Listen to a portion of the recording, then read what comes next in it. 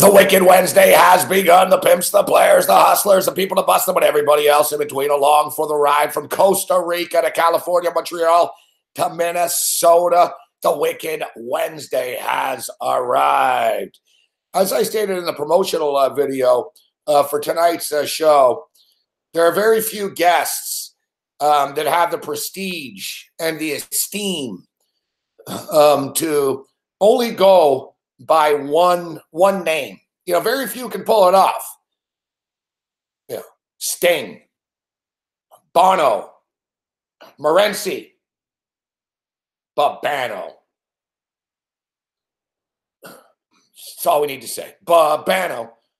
So in other words, Babano's joining us this evening. It's sort of like when I used to be on Off the Record all the time on TV. On mainstream TV, and they actually put a disclaimer up for me. I was the only guest in a 19-year history of a TV show to do that on that network. I'm very proud of that. They had a disclaimer. When I spoke, every time I spoke, they put it up at the bottom of the screen. The views of Gabriel Morency do not represent the views of Bell Media. They put that up after, of course, I said that Caitlyn Jenner really, is a fraud unless he chops his cock off. I told Mimi the same thing. You're nothing but a fraud, Mimi. Yeah, you chop your dick off, you come back, we'll let you come on the show. But until then, I don't want to hear about it. Anyone, look, I could fucking put I could put makeup on and, unless you chop it off,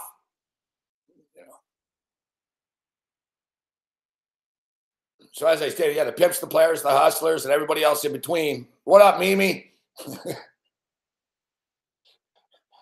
What up? What up, Mimi? Although, let's not encourage Mimi. And I will boot your fucking tranny ass, Mimi, if you fuck around tonight. Just saying.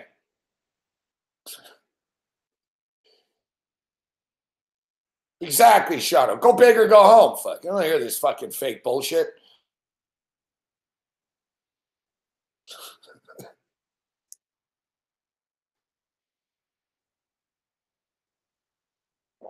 But don't ever let it be said that we're not an inclusive program here. Don't ever let it be said like, hey, we open the doors, man. We open the doors. I've always said, Sports Rage is like a bus. You know what I mean? I'm just the bus driver. I don't have a problem. Whoever gets on the bus is fine. But if you're unruly or you disturb the other passengers, you're gone.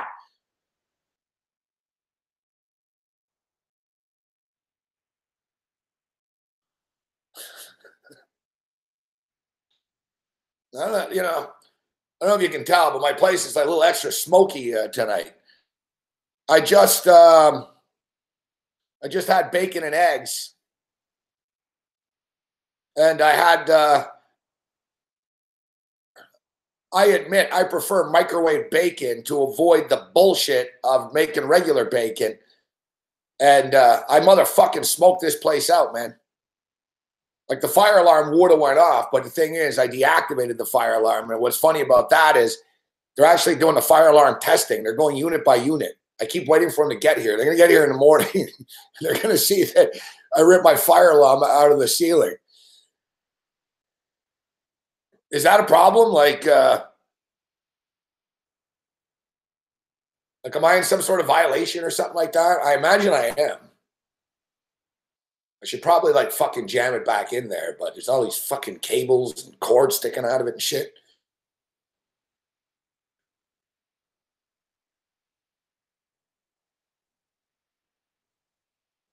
So they're going to come.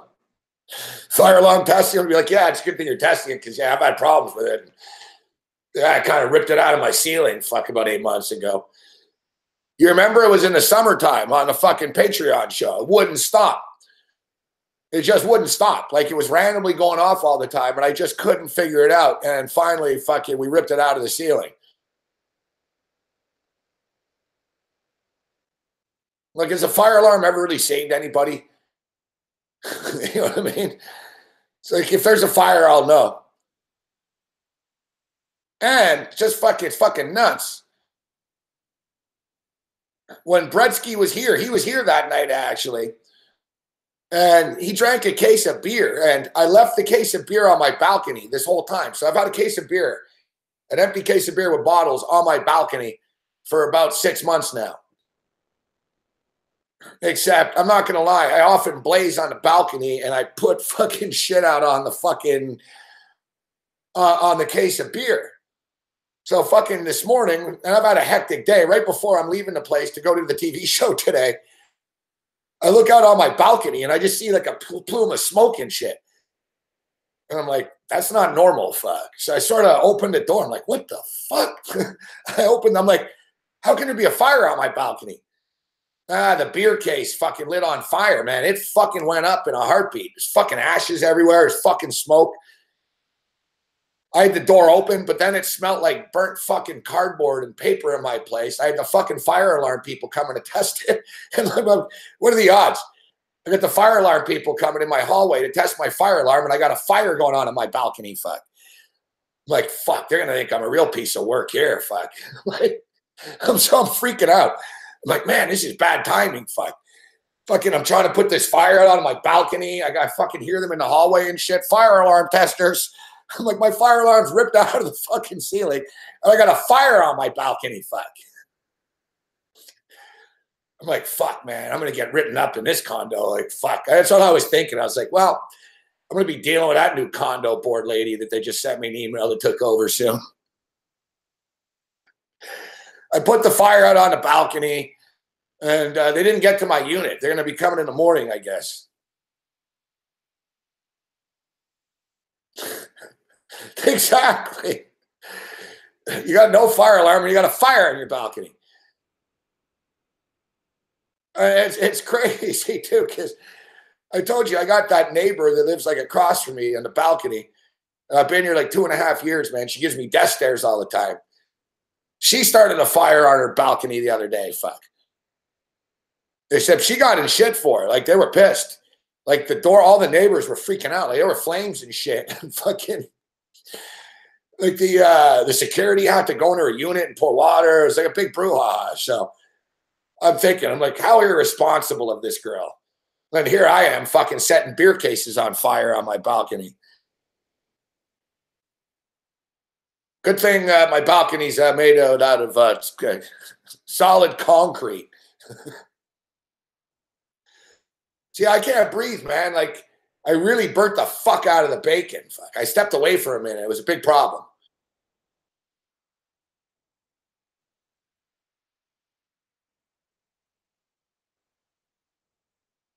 I know, Murkowski. I'm amazed, yeah. I've only got one complaint here in 2.5 years.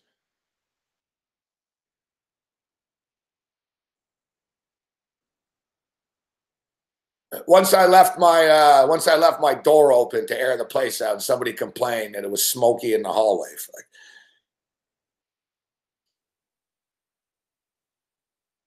So yeah, so I told you guys. So this chick, she's kind of cute too, you know. And I've talked about her before on the shows over the years. Like, she refuses to talk to me, smile at me. Like, she'll leave the balcony often when I go on my balcony. Like, our balconies are very close to each other's. Even though she lives in another hallway. It's just the way the building is set up. So, like, I see this chick every morning. She's smoking a cigarette on her balcony. Like, she smokes a lot. She smokes weed sometimes, too, once in a while. But not often. But she's out there all the time. But, like, she gives me looks. She fucking... So, like, I've fucked with her a bit. Sometimes, like, once I realized she really didn't like me that much, during the summertime when I saw she would go out there, I would look out my window and I'd wait for her to go out there, and then I would go out there right away just to, like, make her uncomfortable. I'm like, if you're going to leave every time I'm going to come out here, I'm going to come out here. So I went out. And, it's kind of baffling. Fuck. I've been here 2.5 years. She fucking talked to me yesterday in the elevator for the first time ever. I held the elevator for her. I held the door and I fucking let her go first. I was like, I put my hand out so you go first. She's like, oh, thank you. So it's all silent in the elevator. And I'm like, fuck, I should say something to her, but I don't really know what to say. Fuck, I've been giving this chick fucking the death stare, and she's been giving me the death stare for 2 years here. Fuck. So it's all like an awkward silence in the elevator. And then she just says to me randomly, she looks at me and she goes, I don't know if you heard, but she goes, on July 1st, when marijuana is legal, we have to sign something and we're not allowed to smoke weed in our units anymore. But like a stone cold straight face. So I'm like, thinking, what the fuck is that supposed to mean? So I told her, I responded right back. I said, yeah, well, I said, I don't plan on, I said, that's not going to have much of an effect on me, to be honest with you. Then she goes, oh, I know. She goes, our whole hallway smells like weed. She starts laughing. I couldn't like, at first I was like, are you insinuating that it always smells like weed outside my door? Because it does. Or are you like trying to make small talk with me about this? Like, it was like an episode of Seinfeld. I'm like, are you fucking complaining about the weed smell? Or are you making a joke of like, I don't know. So I just told her, I said, yeah, well, they can make me sign anything. Fuck, I'm not changing.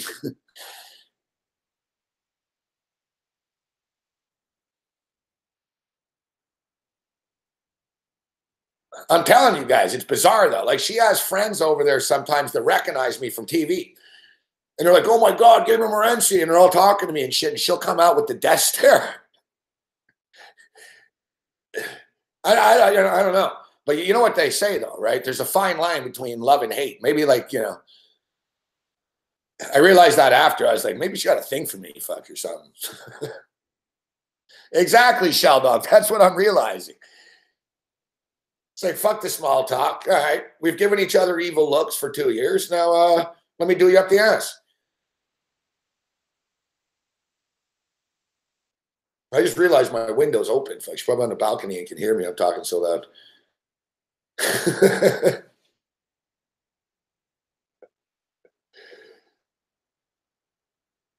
I just heard like a door close. I realized my window's open. That's a good point, old man. That's a very good point. All right, so let's do a scoreboard check. And then the DGens are going to want, what do you got in the late night hours? I'll tell you what. I actually have a pick in the late night hours that isn't a forced pick. I gave it on the TV show earlier in the day. All right, we gave you the Toronto Raptors earlier in the day. I shouldn't have fucking taken the over, though. Raptors win 108-93. Of course they did. They're going to the Eastern Conference Finals.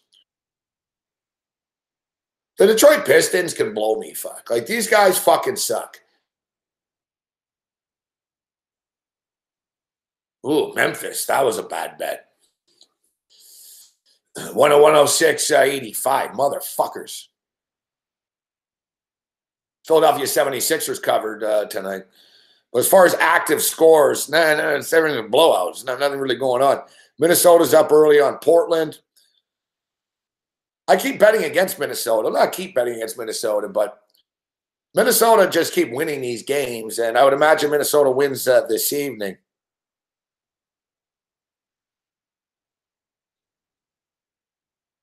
So we've got the Boston Celtics and the LA Clippers. Listen, the Boston Celtics are sliding right now. They've lost 4 in a row. We saw them play last night, lose to the motherfucking LA Lakers. You know, the Raptors are now just 1 game behind for the 1 seed in Eastern Conference. Boston will get it together. The only question is when. One thing I said about the Boston Celtics, and me and Malinsky talked a little bit about this yesterday. We didn't really get into it too much.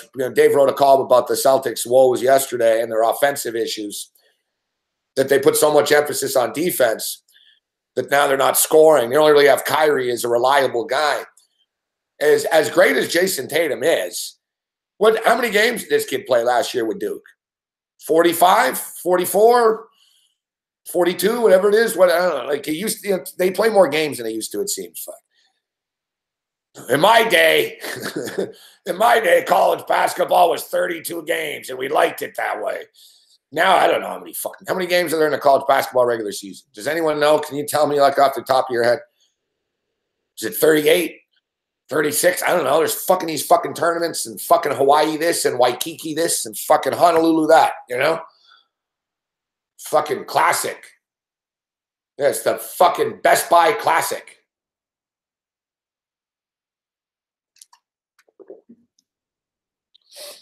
The Life Begins at Conception fucking Bahamas Bowl.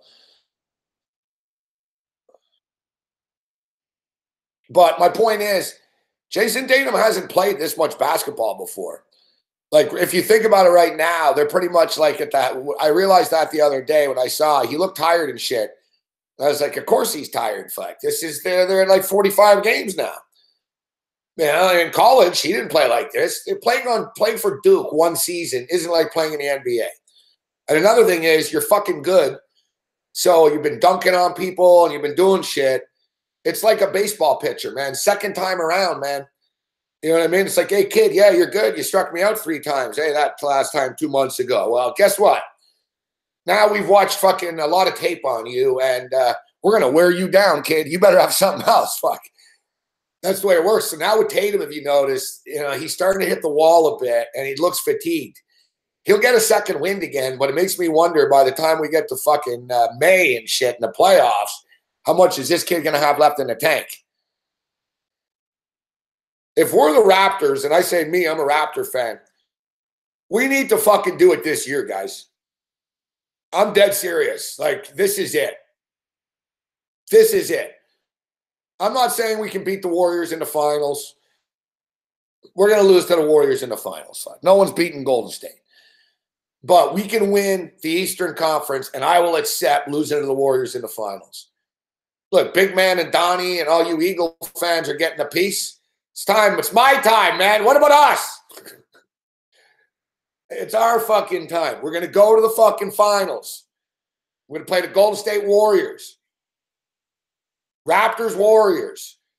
Cleveland are sliding. These guys are closer to missing the fucking playoffs than they are fucking being the 1 seed type shit now. All right, and there ain't no switch. I'm not scared of Cleveland. Yeah, LeBron will get calls in the playoffs, but they're old and beaten down. They're talking about all kinds of crazy-ass weird trades right now and shit.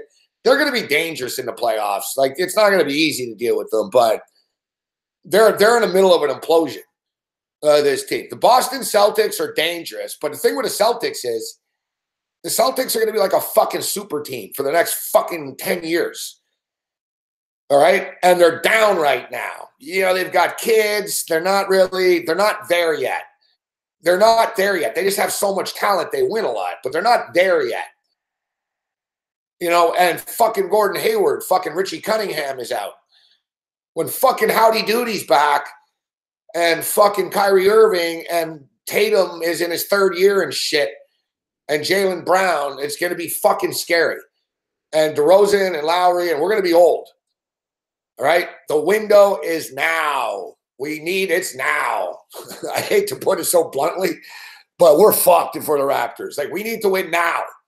Now. Like, the Celtics are only going up. Like, they're only going to get scarier and better. Fuck. Jaylen Brown, Jason Tatum are both going to get better.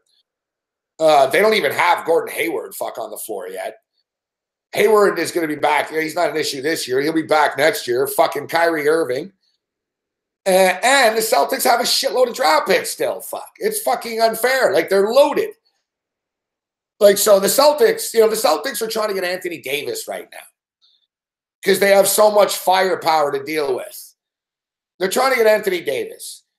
Like, seriously. What, you guys going to have Gordon Hayward, Anthony Davis, fucking Jason Tatum, Jaylen Brown, and Kyrie Irving?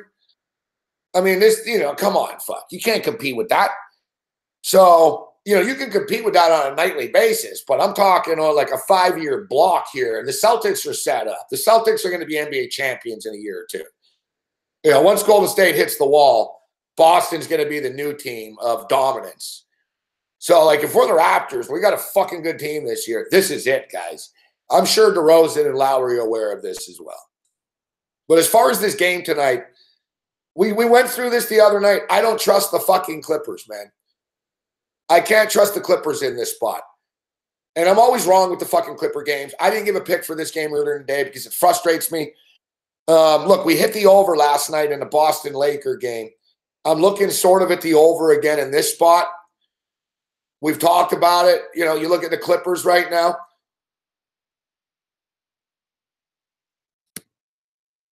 The Clippers, the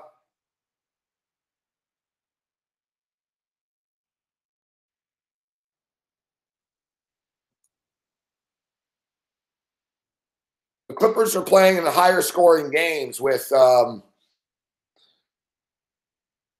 know, with the roster that they have. They're playing more up tempo. You know, Lou Williams bombs threes.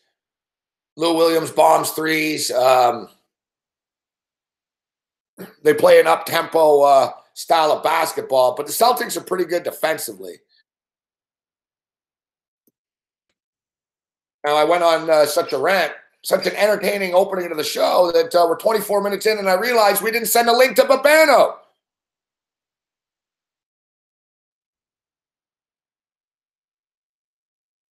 $213.5. I don't love this. I didn't give it earlier in the day. Let me stress it. But I lean Boston Celtics plus 3.5 over 213.5. I don't like betting on cold teams, but fuck, they're not going to lose every fucking game. One of these nights, they're going to get pissed off and dig down. I just don't trust. I like the Clippers like getting points. I don't fucking trust these guys.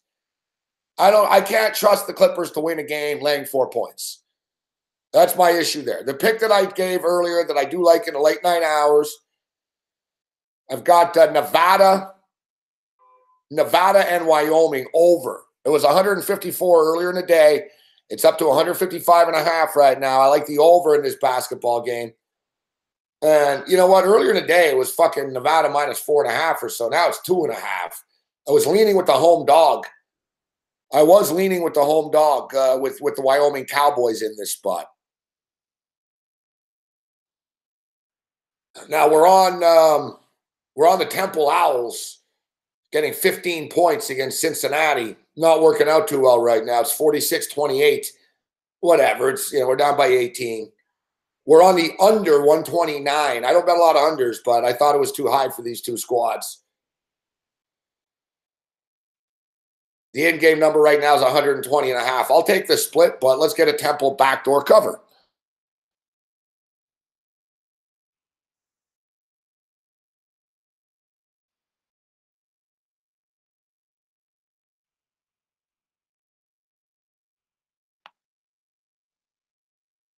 Yeah, but I don't.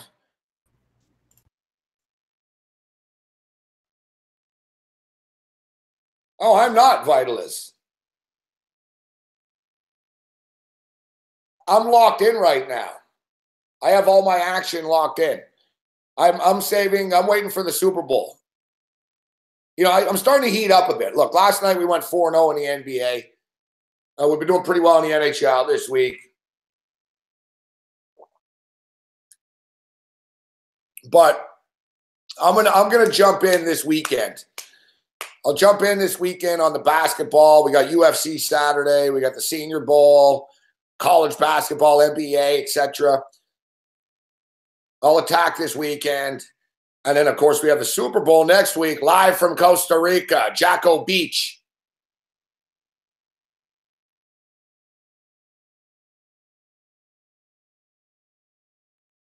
No, I didn't have a lot of college tonight. I had 3 college games. They're going on. Well, let's be real here, Alex. I haven't been killing it lately. I had a good night last night. Like, that's it. Yeah, I went 4-0 last night in the NBA. No, tonight, Vitalist in college, I have 3 picks. I got Cincinnati, Temple, under 129. I've got Temple plus 15. And I've got Nevada and Wyoming over 154. Those are my 3 college games. So they're all – Nevada is at 11 o'clock. I was leaning with Wyoming, but I didn't give it. It's down to 2.5 now. What up, Shell Dog? We've had some – thanks, Alex. We've had some good hockey picks this week. The Colorado Avalanche plus 150 the other night was a nice pick. My hockey hasn't been bad actually. But you guys see, my hockey's decent, but if it goes to overtime, I'm fucked. Somebody gave me the shout out. Yeah, repping the Guelph Storm. Fuck the NHL, man. Olympics are starting soon. My Olympic boycott starts soon. So I'll encourage you, please do not watch the Ice Guys. Boycott all hockey involved in the NHL. Babano's going to be like, what? Don't watch. No, we're just kidding. There's going to be plenty of Olympic ice hockey talk with the Ice Guys, man, during the Olympics. There better be. Babano steps up. And what's up, Babano? Yeah, don't worry, Morency. Nobody watches the Ice Guys as it is. You're not scaring anybody away. That's not true. Listen, I see you guys get nice hits on the videos with your game previews. Yeah, it's tough. You're on at 9 in the morning, Babano, right? You know, it's a tough spot. But no, you guys, people are watching. I know. Yeah, I see people retweeting and stuff. Don't be self-deprecating there, Babano.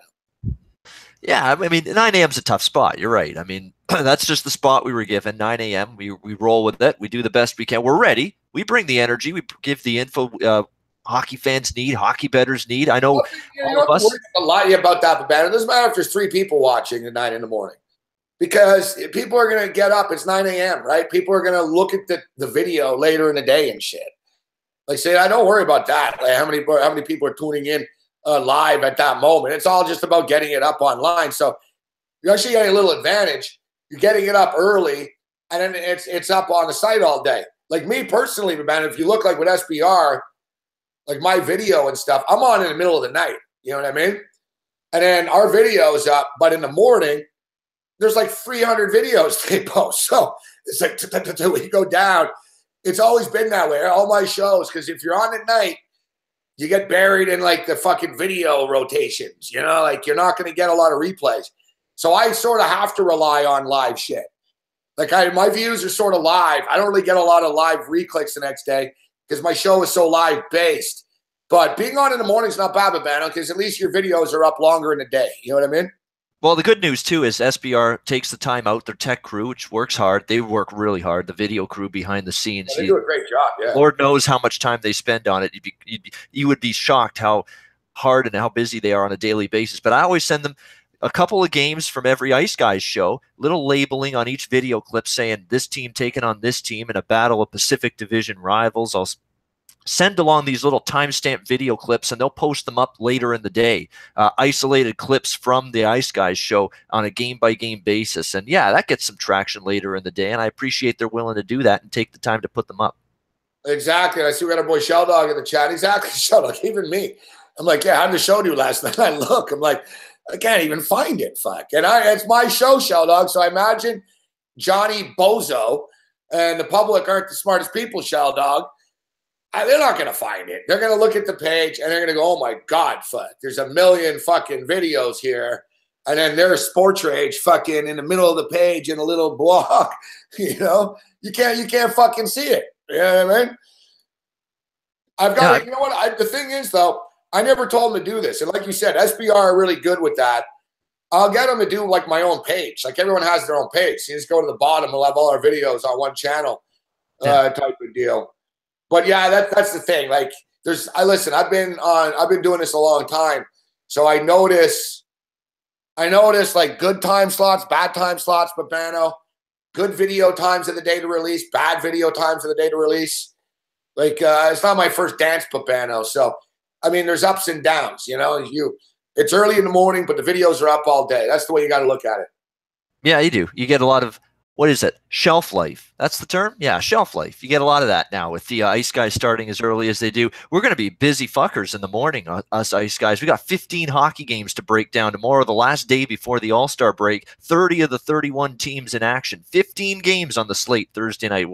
We got a big show tomorrow, so you bastards better tune in for it. All-Star break, NHL, God. Yeah, this weekend. NHL's too much, these guys. They just had a fucking bye week. You know, why do they all have a bye week and then there's the All-Star break? Because these motherfuckers aren't going to the Olympics even. I can't listen. The Olympics will be starting February the 9th. So pretty much we'll get back from Costa Rica, Super Bowl, and we'll roll right into the Olympics. Going to be a lot of late night Olympic action. It's asinine, Gabe. I mean, I love the idea of giving a team a 5-day break at some point of the season, but why you're giving all the teams in the league this 5-day break in January, 2-3 weeks from the All-Star break is crazy. It makes no sense. Now before the All-Star break, I wouldn't mind actually if they did it. You know what? In March or something. They said, all right, guys, the playoff marathon is starting soon. Everybody gets 5 days off, right? You know, not at the league at once, but you're all getting a 5-day break. And then there's no turning back, boys. But yeah, you get the fucking Christmas holidays, you know, where they were off for a couple of days. And then you get this fucking bullshit bye-week bullshit. And then now, we're going to be off for the fucking All-Star game. So what, you guys can go play your 3-on-3 fucking circle jerk shit? It's fucking ridiculous. You know, the only thing I'll say about the NHL players is, and I'll give them credit on this one, if you're wondering and you're unaware, the players wanted to go to the Olympics. Now, they could have put up a bigger fight, but they put up a pretty big fucking fight about it. Yet they just couldn't win the battle. They're not in control. You know, they couldn't shut the league down. The league fucking played the trump card on them. And, you know, the players basically are going to remember this fucking for the collective bargaining agreement next time it's up, how they got fucked over. Like, the players themselves wanted to play. All the NHL players wanted to go to the Olympics, but Bettman's a little fucking shithead, fucking puke motherfuck, and shut it down. So it is what it is. They're basically, if there's going to be an agreement, there has to be 3 people that have to agree, 3 groups that have to agree. The NHL, led by Bettman and his little puppet there, Bill Daly. And then you've got the IIHF, which Rene Fassel, he runs that, and then you've got IOC, it's real hard. The Olympic Committee. Those 2 guys to get it's impossible to deal with the International Ice Hockey Federation. Look at me, I'm Bill Daly. Talk, Bill Daly, talk. Dance for me, please. That's basically Gary Bettman when it comes to Bill Daly. That's their relationship in a nutshell. Bill Daly's a powerful guy, though, actually. Yeah. So anyway, they have to come to an agreement. NHL, IIHF, IOC, they don't. So as a result, NHL is playing through the Winter Olympics. The NHL schedule will keep rolling. Games on a daily basis. That's not going to stop during the Winter Olympics. NHL players will all be still playing for their league teams. And now in the Winter Olympics, you're going to be dealing with the Mark Arcobellos of the world playing for the United States, the Ben Scrivens of the world in net for Team Canada. That's the way it is. You know, Victor Stahlberg over with Sweden. You're going to have it's a KHL All-Star Game, Swedish Elite League All-Star Game, AHL All-Star Game. That's what you got. You know what? You already know. My grandfather was an Olympian for Team Canada, 1936 on the hockey team. And my dream growing up, and even as a teenager, young teenager, wasn't to be in the NHL. I wanted to be Ben Scrivens because growing up, the stars weren't in the Olympics. You know what I mean? And everyone would always, when I was a kid playing hockey, people would always say, son, your dream is to play in the NHL? I'd always say, no, my dream is to play for Team Canada. And I always said it wasn't the Olympics. And it wasn't the NHL. It was always the Olympics first. And you know, I always thought, too, I had a shot because the best guys weren't there, Babano. You know what I mean? I would have been that Ben Scrivens, like that, you know, that guy. That's why, like, I told Sean Burke, the goalie, I said, you know, Sean, you've been in the NHL for like 17 years. You're GM and scout and everything, you know, Sean Burke. And I said, out of everything in your career, I said, when I was a kid, man, I fucking looked up to you as a teenager that you played for Team Canada in the Olympics. He told me, Gabe, everything I did in hockey, that was the coolest thing I ever did. And same shit. Remember Eric Lindros played for Team Canada. You know, that used to mean something. Eric Lindros like, fuck you, NHL. You don't want to pay me? You don't want to fuck around? I'm going to play for Team Canada. I got an option. I'm going to play for Canada. And he goes, I'll play for free for them. I don't care. And he did. Eric Lindros played on Team Canada. I was in Portugal watching the World Championships, and there was Lindros busting his balls for Canada. Now these fucking pansies would rather fucking bust balls on a golf course. And these millennial fucking fans, well, I'd rather they don't get hurt anyways and they play for my team. Fuck your team, fuck. Your fucking team fucking plays in the fucking country, you fucking dickhead. It's the fucking country first and then your fucking team. And, you know, one of my favorite players of all time, still to this day, Jim fucking Craig, goalie, 1980 U.S. Olympic team, miracle on ice. Fuck. And that's the biggest problem I have with this whole situation is that the Olympics, the last, what, couple of decades with the NHL involvement, you knew firsthand all the time in this tournament, winner of the gold medal is the best damn hockey country in the world. You're just not going to have that indication of who the best is now with a tournament like this. Yeah, and I don't want to hear that bullshit from Canadians either, crying about it after either. Because we're not going to win, and then we're the best, but we don't have our best players. Shut the fuck up. Like, shut the fuck up. You know, people in Canada only care if we win. You know what I mean?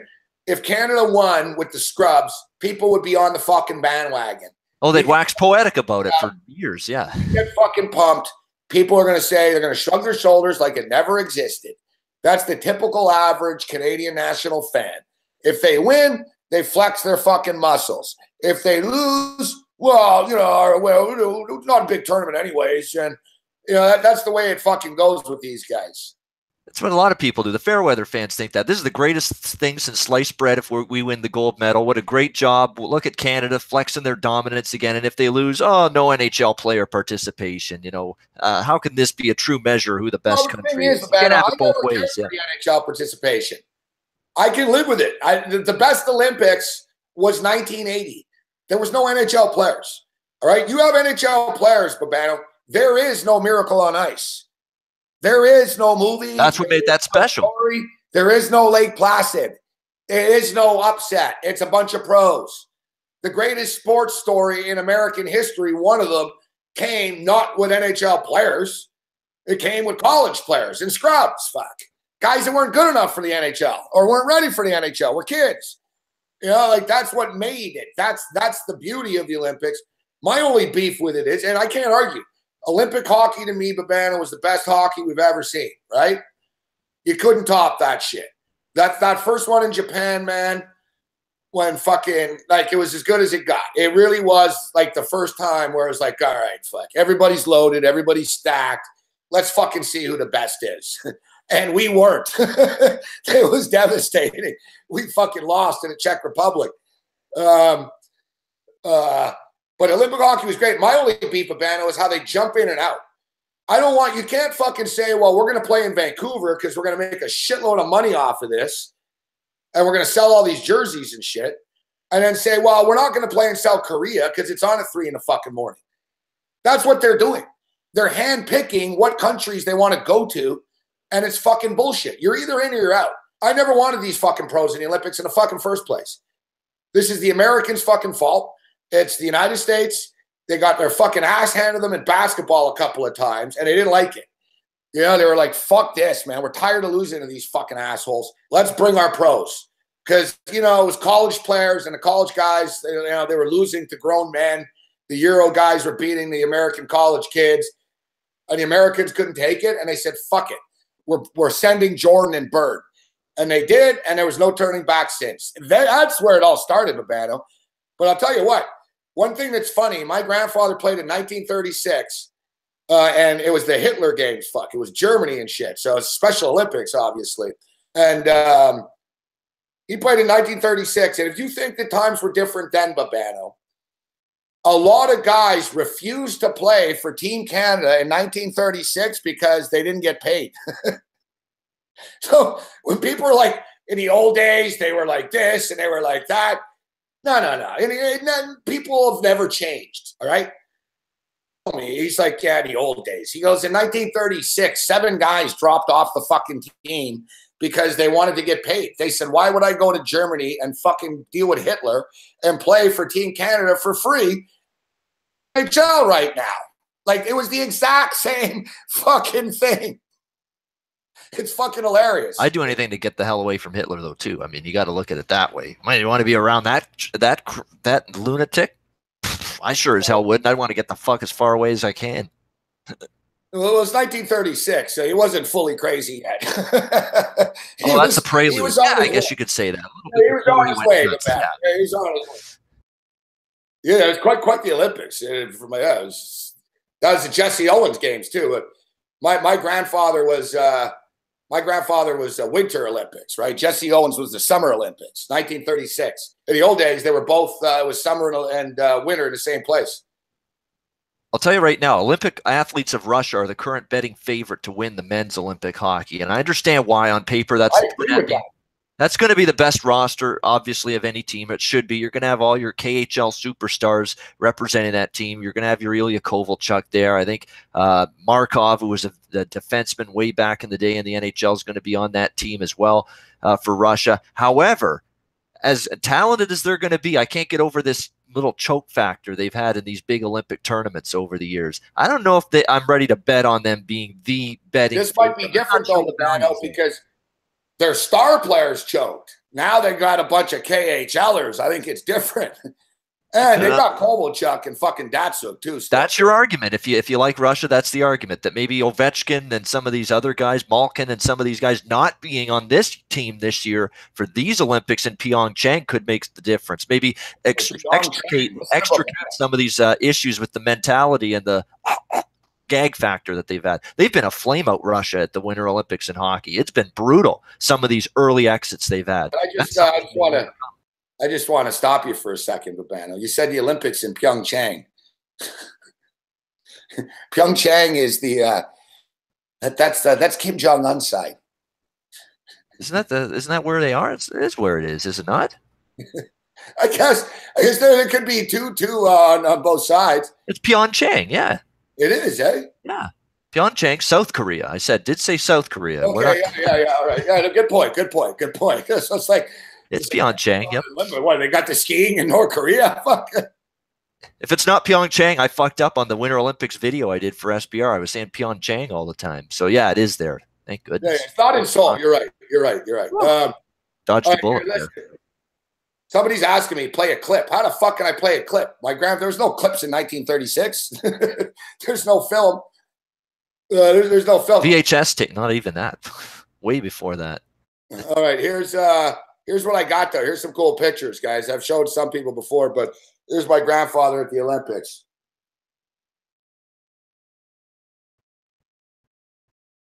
Look at the old jersey there back in the day. Look, they're marching in there. Great stitching.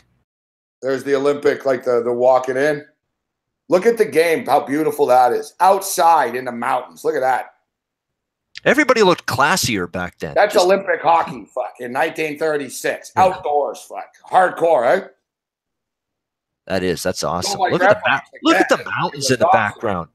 Oh, yeah, look at that background, eh? Like, what a setting. Could you imagine playing outdoor hockey with that setting, that backdrop right near you? You played for the gold medal. They lost the gold medal game, 2-1. Fucking that Saturday. That's the picture there.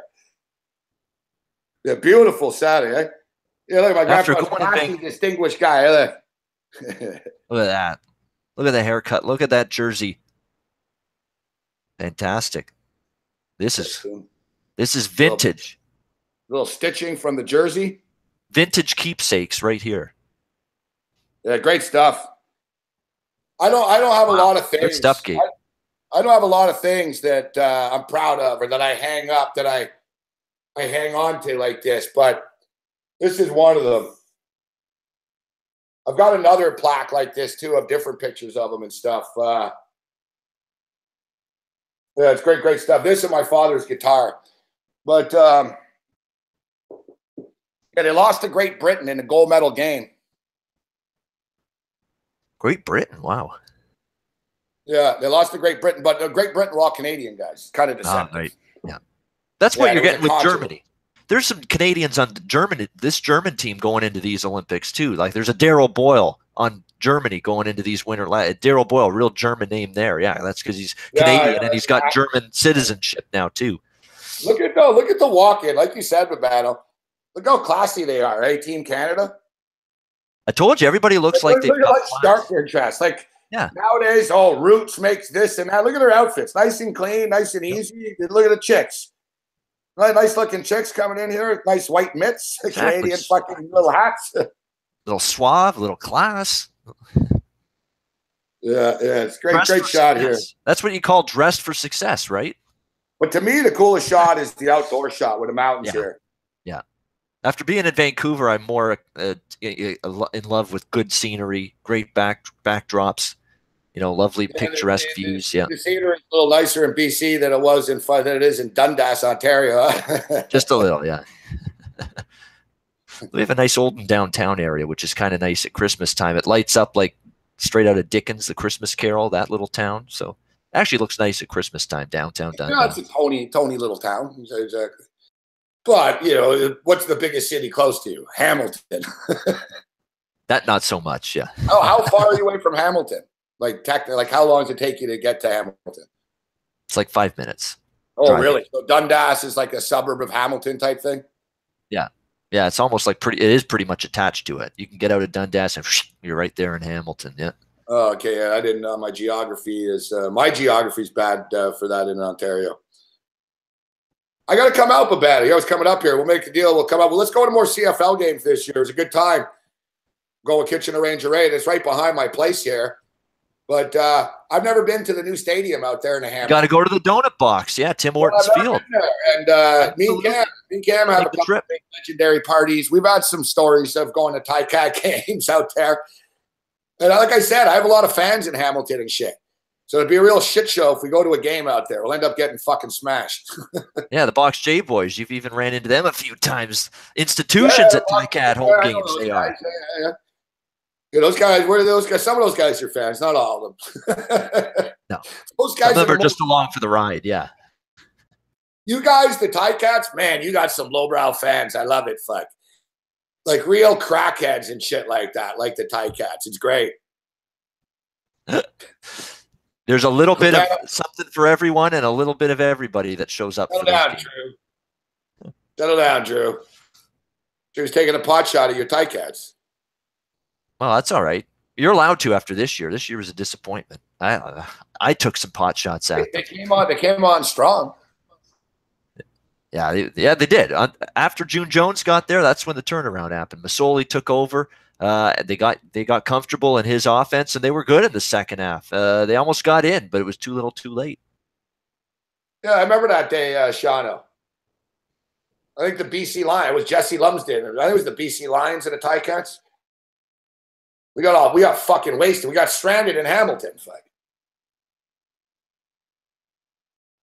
I don't even remember how the hell me and Cam got back. How'd you get home? Some kid to fucking go get us shit. It turned into one of those days.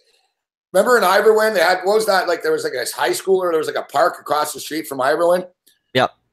Yeah, was it a high school or was it like a field back there or whatever? And it was a park, yeah. Yeah, we ended up in that fucking field park after the game, man. And, oh, yeah, the parking area, yeah. Yeah, and fucking. Lots of space for tailgate areas around Tim Hortons Field. That's the good thing, yeah. It was like 11 at night, and we're like, holy fuck, we're still in Hamilton. How are we going to get out of here? We did. I don't remember who fucking got us out of there, but somebody did. Once you come in, you can never leave, yeah. Yeah. All right, so what's going on with this Temple game? Yeah, that I'd like to know, yeah. How's that going? Oh, shit, fuck. Yeah, I'm not covering the 15, but Temple's getting crushed, yeah. Not scoring enough. Yeah, that Cincinnati defense, that Bearcat defense, when they sink your claws into you, no pun intended, you can't score on them. They're suffocating at that end of the court under Mick. Number one ranked defense in basketball, right? 57 points per game. Yep. That can get you a long way in March.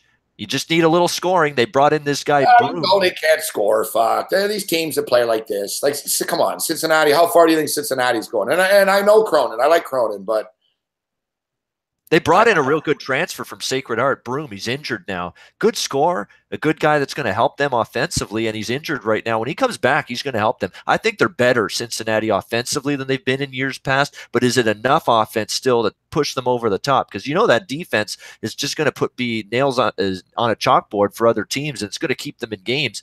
Do they have that clutch go-to scorer at winning time? Well, it's like tonight. That's the big question. Look tonight. Like if Cincinnati scores 70-plus points, they're going to be fucking hard to beat, right? If they put up 70-plus on a nightly basis, because they can hold you to fucking 45. They can shut you down and hold you to 50 or something like that. But teams like that never win, man. You know, like San Diego State over the years. You know, Virginia can only go so far like that. You need to be able to score a bit. I think that's what it comes down to. I think it's the year of Philadelphia, guys. You know, it's the year of Philadelphia. I'm starting to buy in that the Eagles can win this game outright. And I think Villanova are going to win the NCAA championship. Villanova looks fantastic. I mean, I was watching the game against like the best team.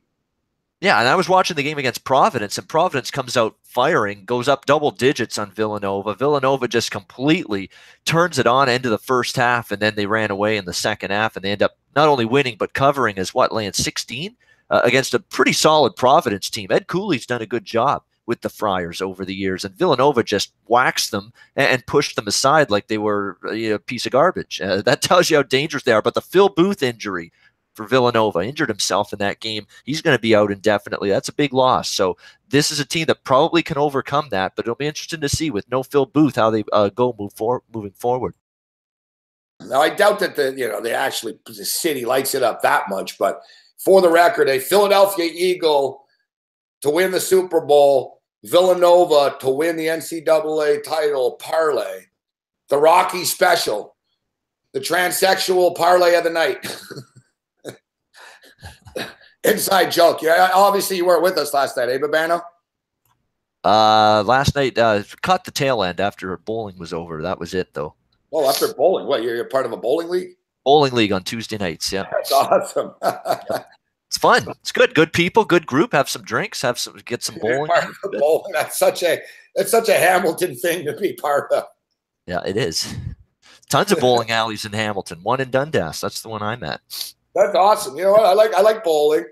Problem is, it's like that's the thing in a city like Toronto, man. You want to go bowling here, Babano? There's like a fucking bowling place in some like bar, and it's like $50 a game. Like, like literally, it's like one of these hipster spots, right? It's not a bowling. Well, it's one of those entertainment where they have pinball machines and they have like a bar and they have bowling alley and music and like all that. Fucking hipster bar with bowling. And it's fucking expensive, man. It's downtown, right downtown in Toronto on John Street. Now that's bizarre. I wanted to go bowling once. Like, there's no just old school bowling lane here. Yeah. Like, you got to go up to like fucking Etobicoke and shit like that. Like, there's no bowling lane in downtown Toronto. There's Starbucks here. Like, there's no the real estate. They'd be like, you're not putting a bowling alley here. Fuck with that much real estate. So there's no bowling alleys. I missed that. Once when we were in Vegas, the story. Shell Dog was there. Shell Dog, you still in the chat? Yeah, Shell Dog's in there. He was, yeah. We were in Vegas. One of the Super Bowls or opening weekend or whatever. It was a long time ago.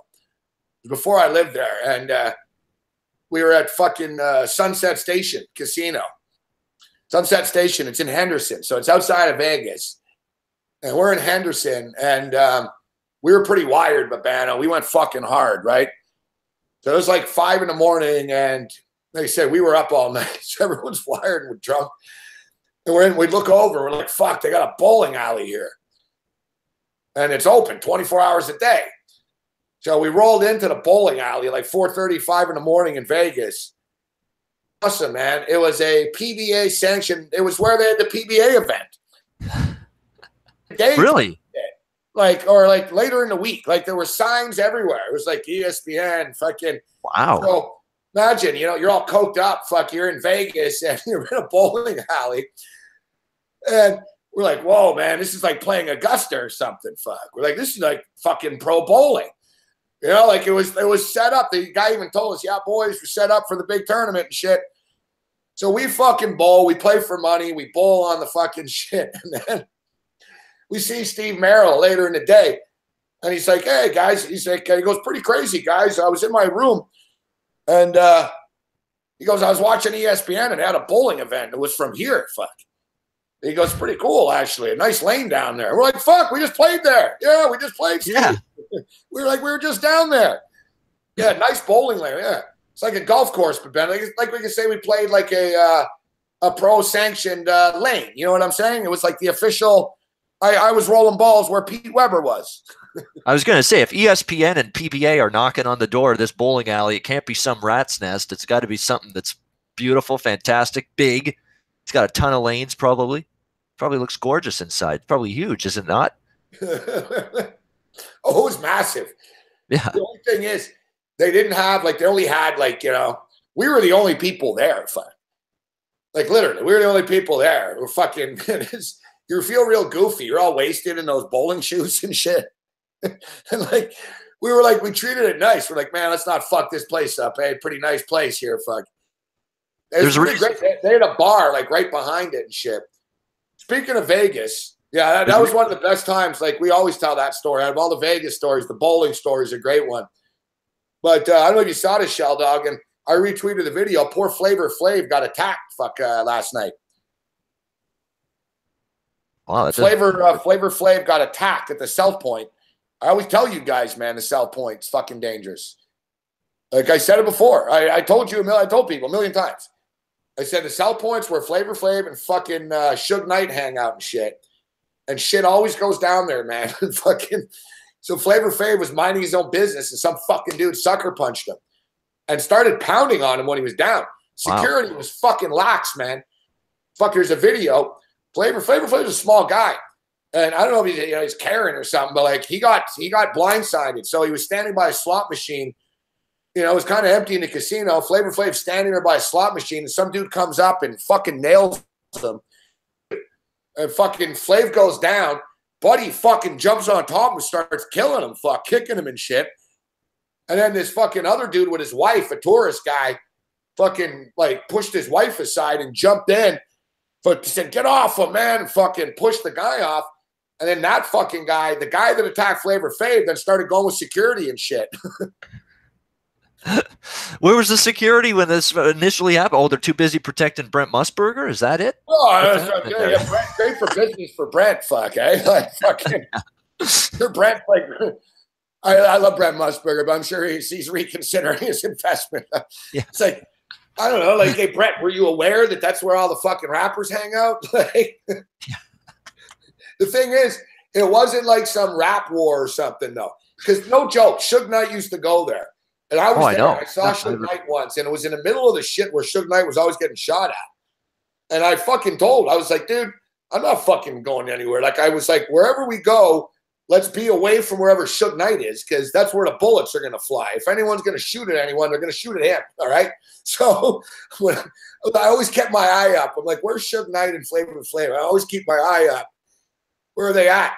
And they like South Point because the tourists aren't there, right? It's a local spot. Supposedly, the guy that attacked Flavor Flav says that that Flavor Flav said something about his mother. But random witnesses said that Flavor Flav didn't say anything, that he was minding his own business, and Buddy just sucker punched him. Wow. Crazy story. But then again, Tupac, of course, gets murdered in drive-by shooting in where? Yeah, Las Vegas, Nevada. Who knew Tupac very well? Yeah, Knight. So put the connections together, and you can figure out why, yeah, you might see a little violence at times in a place like South Point, in and around. Vegas is a violent city to begin with. Like, it's a very dangerous city, Las Vegas. Oh, there's been a lot more shit going down in Las Vegas. Robberies, casino robberies, trying to get in, casino sports books, you name it. There's been a lot more of it the last year or so. I keep hearing more and more stories like that. If you want to see the Suge Knight video, it's on TMZ. It's on TMZ right now. Like, there's a video of it and shit. I know, man. And Flavor Flav's an old guy too. Like you said, Rich, Flavor Flav's That's going back to the 80s, Flavor Flav, when he was it's like, I think he's probably about 62, 60, in that range type shit. Yeah. He's a small guy. He's an old man. He wasn't talking shit. Flavor Flav doesn't talk shit in Vegas. He's like a nice guy. He's fucking, hey, what's up, everyone? He's not a smack talker. Fuck. They said that the guy that attacked him is insane. Like, he's known in Vegas. He's a crazy guy. He's crazy. Fuck. He's bats in the belfry. And then he fought with the security after. Like, he wasn't like, oh, it was just like I had a beef with Flavor Flav. No. He was just a nut job fucking guy in a casino. People in Vegas are deranged. All right. Look, they just shot 500 people, for fuck's sakes. I lived there. I'm telling you. Like, I lived in Los Angeles, California, and I was homeless in LA, all right? I lived on the streets of LA for like fucking 3, 4, 5 months or so, whatever the fuck it was, 4 months or whatever. I lived on the streets of LA. Way more dangerous than LA.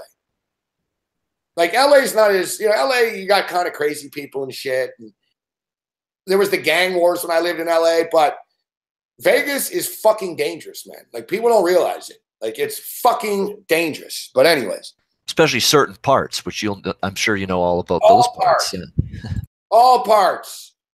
Well, what parts, Babano? I mean, people say, oh, yeah, it's real dangerous in North Vegas. I don't know.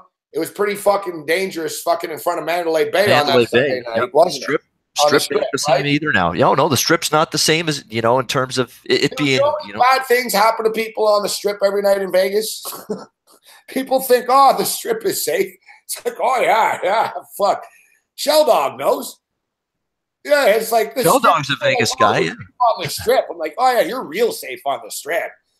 Like, yeah, there's fucking fights, shootings, cars blowing up, Mexican gangbangers, fucking LA gangbang rivalries that run into it. Like, yeah, like Shell Dog knows. It's all dangerous in Vegas. Fuck. Now, I'm not stating it's like Baghdad. I mean, I lived there. I was okay. I did nearly get robbed twice, but it's fucking dangerous. If you're an idiot in Vegas, you will get hurt or robbed. Twan says it's still not Oakland, California, though. Well, Oakland, yeah, Oakland's hardcore. That's probably true. Well, every city has a hood where you don't want to be in, right? It's like North Vegas, fuck. North Vegas, there's like fucking 4 murders a night up there. Like North Vegas, Babano, you don't want to go up there. That's why, actually, you know what? The Palomino's pretty good. Yeah, nothing's more dangerous, Corrente. What it is Jane and Finch is fucking dangerous. Like, there's no such thing as more dangerous. Like, I'm just saying, like, there's bad parts of town in every city. Like, Drusilla's in New York right now. Yeah, I'm sure there's parts right now of the Bronx at fucking 11:05 on right now, Babano, that you probably wouldn't do too well standing on the corner. You know what I mean? I don't doubt that. Babano's just so white, though. I just picture poor Babano, like, in the Bronx at 3 a.m. coming out of a bodega. Yeah, but it doesn't help. I've got this bright white studio / live show lights shining on me, too. That doesn't help.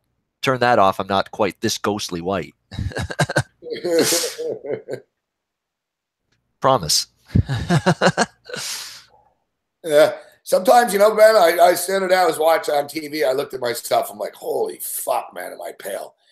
And you're right, because when you were on TV, I made a crack to Cam during the break, actually. I said, fuck, I know I'm pale, man, when I'm fucking as pale as Babano. Fuck. I said, look. I said, I'm as white as he is. But you're right, the white lights were on me, too. I don't know what it is. I got a little sun in the last couple of days, I noticed. I'm not as pale, but yeah, man, we're white-ass motherfuckers, Babano. See, there's the look without the light right now. It doesn't look as good. Got to have that special light. There we go. Light shining on me. Shine the light, child. Shine it. Joey Crawford says, what hellhole city? Yeah, that's the thing. I mean, because people are not dumb enough to be on the street. Yeah, every city, guys, has fucking dangerous parts. Every city. Look. If you look hard enough in every city, you'll find something, yeah. But, Banner, you know what the number one, the most dangerous city per capita is in America? Like the most murders per capita? Richmond, Virginia. Fuck. I was going to say, it's probably something off the radar. Yeah, like Richmond, Virginia is violent as fuck.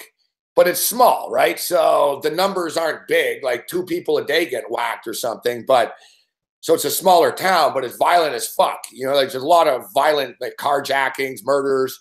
Baltimore is a violent city, but like Richmond, Virginia, right up there. Fuck. Isn't that Steve Merrill's? Isn't he close by there? Or what part of Virginia is he in? He lives in Norfolk. Oh, okay, Norfolk is rich Navy town. Okay. Have you heard people call it Norfolk, by the way? Have you heard a lot of people call it Norfolk? I have. Norfolk. It sounds like they're saying F-bomb. Remember when Kramer on Seinfeld was swimming in the Hudson River? Yeah. Great episode. Jerry said to him, you're swimming in the most heavily polluted body of water in America. Yeah. Like, technically, Norfolk has most gross tonnage. Yeah. East St. Louis. East St. Louis is real bad. Chicago's a fucking war zone. Exactly, guys. Like, we can all say, you know, we can all say, oh, this town and that town. Look, Toronto's a violent city. Toronto's a safe city, but there's so many people here that you feel safe in Toronto, don't you, Babano? Like when you're walking down the street in Toronto, you're not scared. You know what I mean? No. I'm like that everywhere. Even when I'm in Vegas, when I was in San Jose, Costa Rica, I'm walking down the street. I'm not really. What's the thing going to is, happen to me? though, like you walk down the street in Toronto, you're like, oh, that's fine. What's the problem? Except you watch the news at the end of the night, and you're like, holy fuck, fucking dude got beheaded, outside of a school. Like, you know, like you watch the news, and you're like, wow, a lot of crazy shit happened in the city today. But the city's so big, you don't see it. It's like when I was in New York. For that Jets-Bills game the day before, somebody ran over the guy who ran over people on the bicycles. Drew was there. He said he didn't even know. He's like, ah. And I remember I was watching CNN, and I was like, oh, great, fuck. There's a terrorist attack hours before I'm going to New York, fuck. So I'm watching CNN. They're like, the city's on shutdown. People, New Yorkers are in fear, terrorist attack. I get to New York. No one even knew it happened, fuck. They weren't in fear. Like Astrazilla, there was no in fear. People were like, what? I even asked Cardano. I said, hey, 8 people got fucking run over. He's like, huh, what? Yeah, he's like, oh, I don't know. He's like, it's like, you know, someone got hit by a bus to them. You know what I mean? What? You know, yeah. 4 people got run over on a bike. What do you want me to tell you? It's a big city, all right? Well, that's the thing. Some cities are so big that even though it's something tragic or devastating happens in that city, it could feel like it happened on the other side of the world, and you just don't hear about it right away. I mean, we're not always that connected into our city because of it being so big. Even Canadians do. They're scooping bodies up off the streets all the time in Toronto. People don't care. There's no like, oh, this is terrible. Like, it's a cold world, Babano. It really is. Yeah, it's almost like it's not that victim of, oh my gosh, look what just happened in our city. It's more like, oh, geez, just another horrible victim. Geez, just another one. Yeah, it's just another Tuesday. You know what I mean? It is what it is. All right, so some good city talk there. Oh, it is fun. Dundas, Toronto, Vegas, like Richmond, Virginia. There's lots of different cities, different towns, but they all can throw you danger at any point in time. Really, I mean, it could happen anywhere. I'll be honest. That the American city that I was the most freaked out in, but I've been back there recently and wasn't as scared. But when I was younger, fucking, I went to Newark. I was in Newark at nighttime once. And I didn't know much about Newark, but it scared the shit out of me. Fucking, like I was on a Greyhound, and I'm like, I was nighttime. You could see New York, and I was like, oh my God. I was like, if there's like ever like a Gotham and like just some sort of crime-filled city, it's Newark. Like I remember just the feeling in the air. I could just feel it. I was like, holy fuck, man. You can just tell this is like a war zone. This was years ago. I think it's a little better now, to be honest. But yeah, Newark was pretty creepy, actually. I'm just seeing that there's Caracas, a consensus most dangerous city in the world ranking. That's where I live, Tuan. I live behind the stratosphere. That was my fucking, I walk behind that naked city every day, fuck. Yeah, Gary, Indiana is pretty bad. That's where Larry Bird's from. That's different. That's like really just poor, you know, crime, fucking drugs, etc. All right. Yeah, Caracas, Venezuela. Ooh. Let me look. Where if you're going there? Well, you know where I'm going actually, but Ben, I'm going to Costa Rica next week, right? Oh, that's child's play compared to Caracas, Venezuela. Yeah. You know where I'm flying to? El Salvador. Oh, what is that, a stopover? The murder capital of the world. Like, yeah, I'm flying to San Salvador, fuck. I was reading about the airport and shit. Supposedly it's very safe, the airport, because they state that it's one of the most heaviest smuggled with cartel, immigrants, drugs. Okay. Yeah, it's going to be great. Fuck, checking in with Salvadorian customs. Like, yeah. Somebody gave me a great idea, though, although you could get shot doing this, but I was talking to someone about El Salvador, and Buddy told me, he goes, yeah, listen, he goes, my father fucking travels a lot to these crazy countries. And he goes, he often gets shaken down for money at the airports and stuff. And he goes, he gives them Canadian Tire money. fucking genius, isn't it? It is. Can't tell the difference. Yeah. It's fucking genius. How are they going to know it's Canadian Tire? Exactly. You're fucking stuck up in El Salvador and the guerrilla Contras are shaking you for money. Yeah. You bust out some Canadian Tire money, fuck. Give them a big stack of it, fuck. Here, go buy one of the bikes from the bike section at Canadian Tire. There you go. Look, I even have some here. Oh, no, I don't. I threw it out. Fuck. Wait. Ah, shit. Yeah, I had some. Go buy some antifreeze with this money. Go for it. Yeah, there you go. Real money. It says Canada on it too, right? So you fucking anytime there's a problem. Yeah, man. Here you go. Man. Fucking a little tip. There you go. Canadian Tire. Fuck. That's good. I got to think of that one. That's genius, really. Ontario location only. Yeah, exactly. Buy some antifreeze with that, a bike. Go for it. Yeah, the only thing is, if the guy knows, I imagine it's not going to end well for you. Yeah. No. Exactly. Hopefully they don't catch on to your scheme, or else that's when things could go south. Like that. You know, tip Canadian. I know. I love it. That's a great idea. Like tipping everywhere, like going around town, like you're a big shot too. Tip the maids at the hotel. Hey, baby, fucking Canadian Tire money. Go to a strip club. Hey, baby, there we go. You know what's crazy, though? Canadian Tire money is worth more than Canadian money, actually. Well, I'm just saying because Canadian money goes down. You know what I mean? Canadian Tire does it. Very often it does, yeah. Yeah. Like, hey, listen, Canadian Tire is real currency. Canadian Tire money is real currency. There are some places where there are like pizza places that take it. Have you ever seen that? Like there was a pizza place here in Toronto that took Canadian Tire money for the pizza. Oh, wow. Yeah, no joke. They were like, yeah, $14 in Canadian Tire money, fuck. Because whatever, it's money. Like it is. They won't give you cash for the Canadian Tire, but you can buy whatever you want in the store with the Canadian Tire money. That's fantastic. Make it fucking rain, fuck. Exactly, yeah. Fuck. 5-cent fucking bills. And they look like $5 bills, too.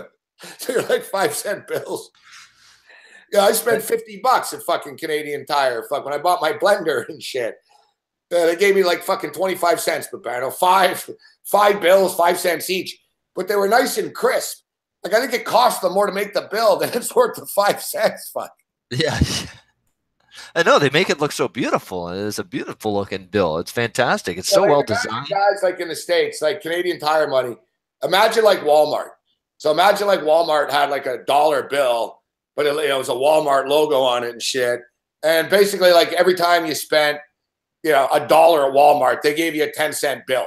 So that's what it is. So you have Canadian Tire. It's like a sporting goods, hardware, mechanics. They sell everything. And it's a good store, actually. They sell everything.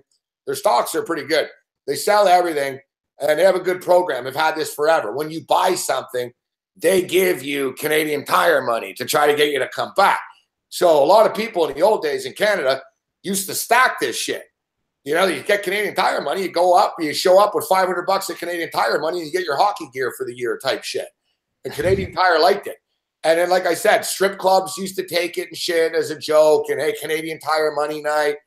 But the thing is, the Canadian dollar keeps going down and shit. And people are like, you know what? The Canadian Tire money is actually safer. Fuck.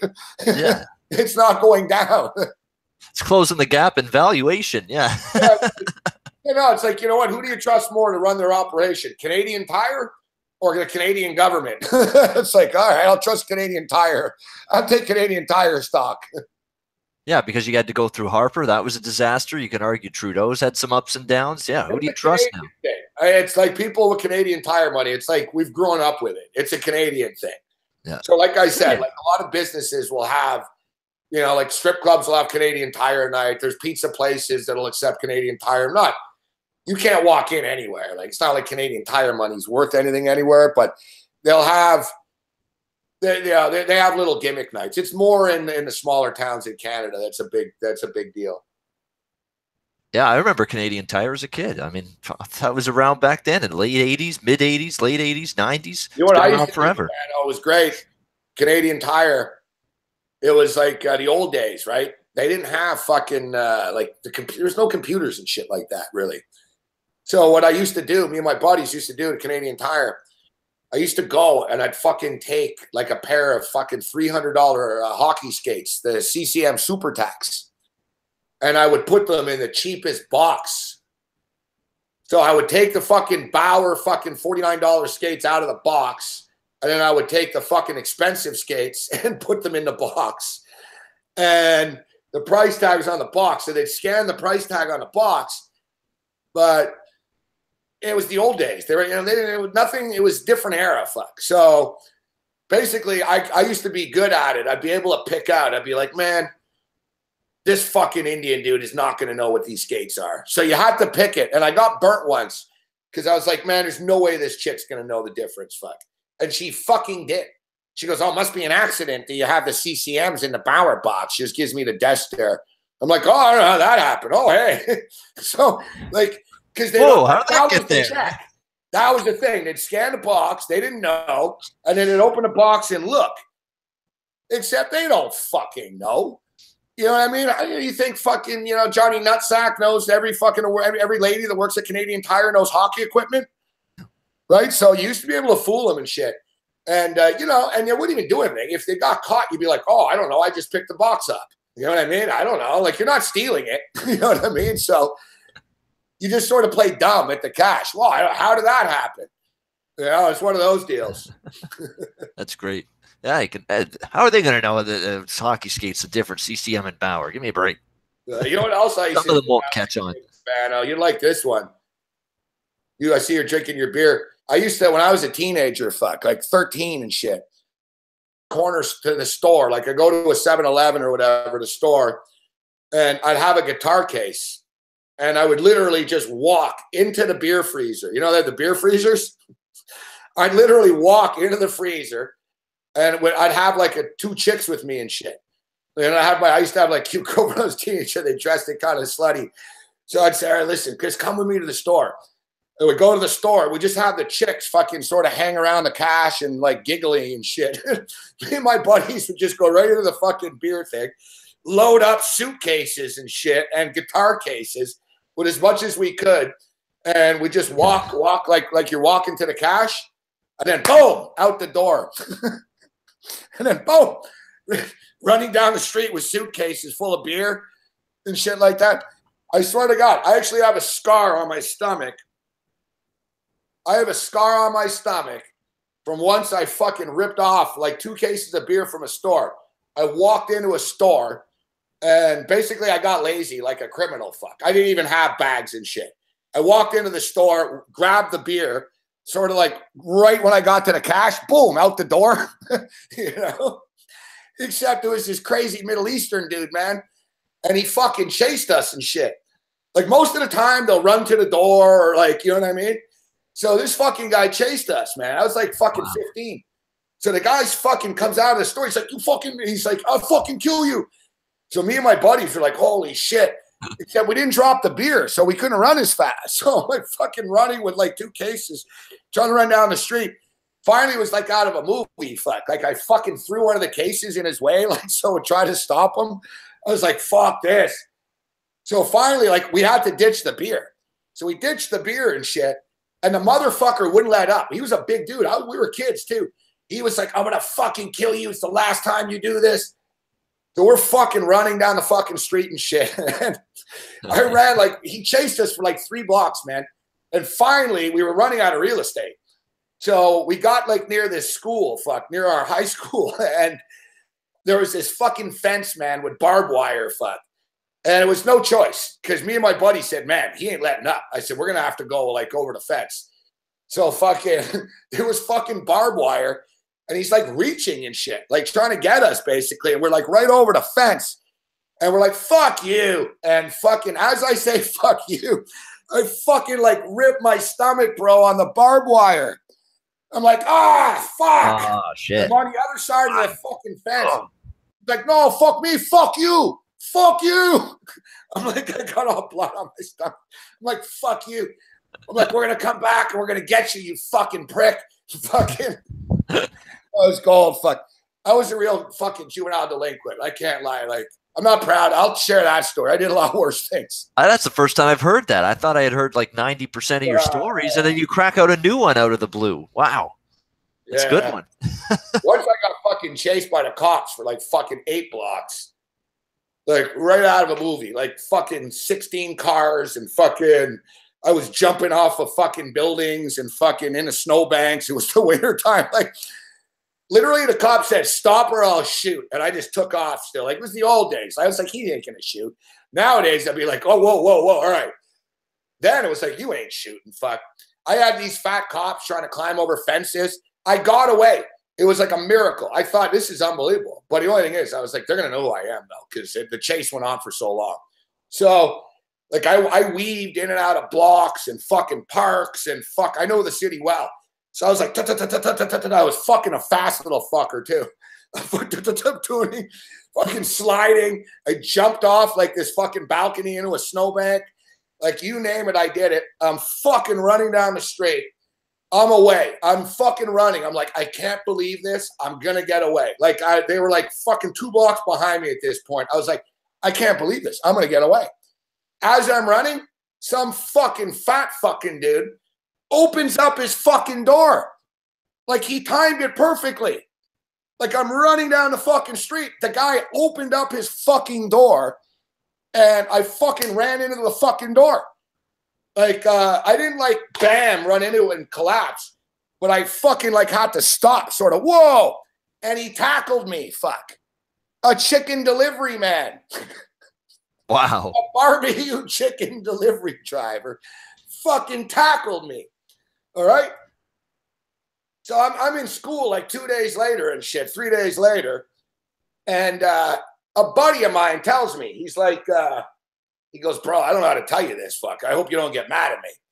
But he goes, the guy that tackled you, that's my mother's boyfriend, fuck. He was telling the story at the dinner table the other night about how he tackled this little fucking punk and shit. It was like small world, man. Small world. I think you punched out your camera just now. Your camera's fudgy and blurry now. Oh, I did. Yeah, it is. It's all filmy and cloudy. You're not blazing, are you? Fucking getting steamy in here, man. It's getting, whoa, it's getting like hot. a sauna. It's like a sauna, yeah. Woo. Get out or you're on acid. Yeah.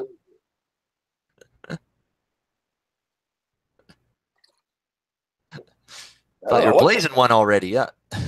It's like a steam bath in. Yeah. There we go. Ah, that's better. Back to normal. Yeah, I don't know. I don't know why we're talking about my juvenile fucking delinquent days here, but all right, let's take a break. We'll come back. Let's talk some Super Bowl. Yeah, we'll talk some Super Bowl. By the way, I got to talk about this monstrosity of Nevada wearing pink jerseys tonight. Their game against Wyoming's underway, and they're wearing pink. What the hell is up with that? I don't know. It's probably come on, man. What year? Oh, it must be. Oh, wait, it must be. Babano. Yeah, you know what? Just continue, Babano. Actually, I'll let you go. Go on. I was going to say it's got to be some, cancer awareness thing. That's the only thing I could think of. I guess Babano just went like an hour without anything awkward or offensive. So now Babano, you're again supporting the fight against breast cancer? Is that it, Babano? No, if that's the cause, all right, it makes sense then. No, that's a good cause. It's a great cause. Like when it happens in baseball, I get it because they always do that in baseball with the pink at some point. See, even hockey, they have that at some point. But shout out to the a lot of basketball. College basketball. The other night, dude, the Raptors were all wearing pink shoes. Yeah. Yeah, I'm not used to seeing it in college basketball. But that's good. Yeah, I know. Hey, listen to Babano. But you're homophobic, Babano? You don't like the color pink? What? Only pansies wear pink? I don't mind pink. It's just odd. It's odd for Nevada to be wearing pink. That's all.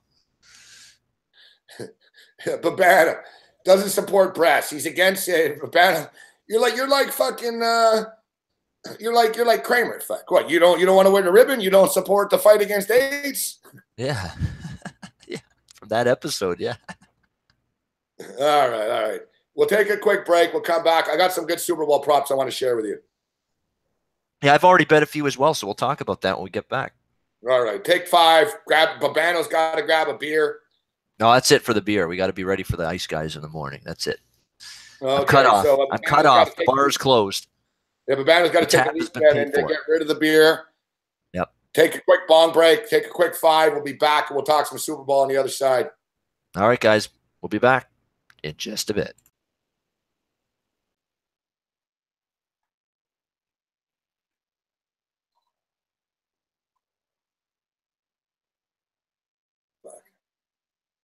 I think I'm going to leave Babano's picture up. Fuck, I just like it too much. Look at that shot.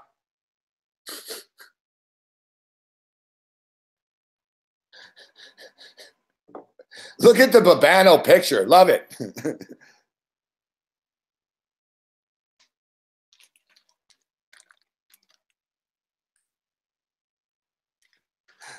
It's better. It's better with his picture up than the shot.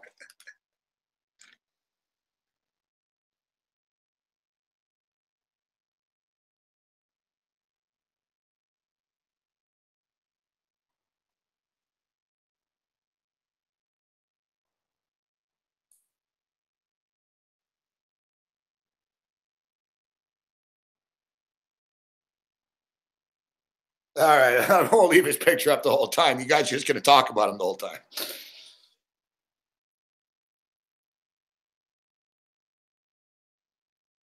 Portland Trailblazers pulling away from Minnesota now.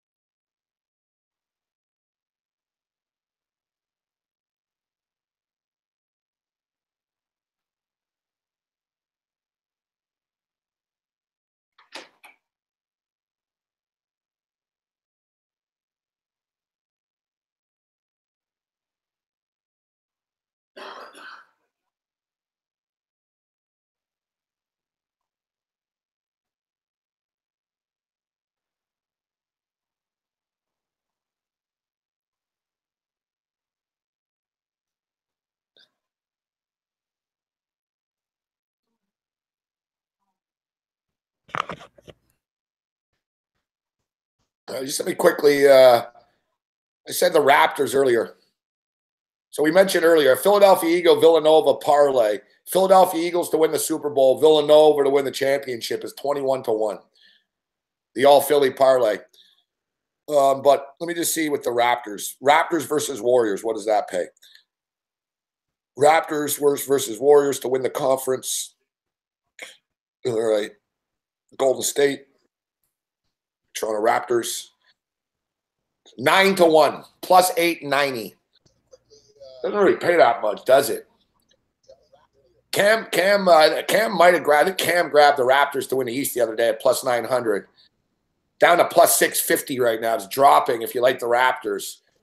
It's crazy. The Cavaliers are still minus 105 to win the East. They're not winning the East. The thing with the Raptors is I know they've broken your heart a couple of years in a row up against this Cleveland Cavaliers team, but if it's not this year, it's never going to be for the Toronto Raptors. I mean, this is the Cleveland Cavaliers at their most vulnerable right now, playing no defense. Isaiah Thomas has been, let's be honest, a disaster on the defensive end of the basketball court. Can't stop a flea at that end of the court. You got Tyronn Lue now saying, now we got to make changes. Well, no, you should have made changes before. You're only making changes now because the real coach of the team, LeBron James, is pissed off and because he says that things got to change a little bit. He's the real guy running the team. You talk about puppets. Talk about Bill Daly being Gary Bettman's puppet. Tyronn Lue is LeBron James's puppet on that basketball team. That's all there is to it. So this is the time to get Cleveland. It's this season. It's right now. Things are falling apart a little bit at the seams there. It opens the door for Toronto. It opens the door for Boston. Washington, I don't know. I don't trust them. But Toronto and Boston, yeah, they can do it. All right. My Twitter's blowing up. We didn't get to the Vladimir Guerrero stuff, actually. I want to talk a little bit about Vladdy. Yes, about time. We can get to that tomorrow, too, because tomorrow I want to wait for the announcement of the we know he's getting into the Hall, but tomorrow we're going to find out whether he's an Angel or an Expo. Yeah. So, tomorrow will be a big day. I expect him to go in as an Expo. Congratulations, though, to Guerrero, Chipper Jones, and Jim Thome for getting in. All well-deserving, all great players. Jim Thome was a great power hitter. Chipper Jones, Chipper Jones, one of the all-time greats. He really was. And Vladimir Guerrero, one of the all-time great players as well. All well-deserving to get into the Hall of Fame. I agree. Good class. Yeah, I'll talk Vladdy tomorrow. I got good Vladdy stories and stuff. I know him. I was around him at least. So it's one of the few Hall of Famers I can say, hey, I saw his entire career. I feel old, though. I remember when Vladdy was a 21-year-old kid with the Expos, and now he's in the fucking Hall of Fame. Okay, so I had Mark Lawrence on today. We had some great stuff. We went through some great props. I'm starting to get more serious now. This stuff, sort of sneaks up on you, Babana, with the Super Bowl. With so many props out there. In the old days, it used to be like, oh, you don't know what the props are, and they're not going to come out until Cornegay on Thursday in Vegas, etc. But a lot of the props are out right now already offshore. They're popping up. You kind of know what they're going to be anyways. I can tell you right now, the long field goal will be 46.5, right? It's not going to be a mystery what a lot of these numbers are, but a sack prop has been released. Yep. But Mark Lawrence has a great team over at Playbook. I just want to give a shout out. I want to give credit to the research and work that went into this.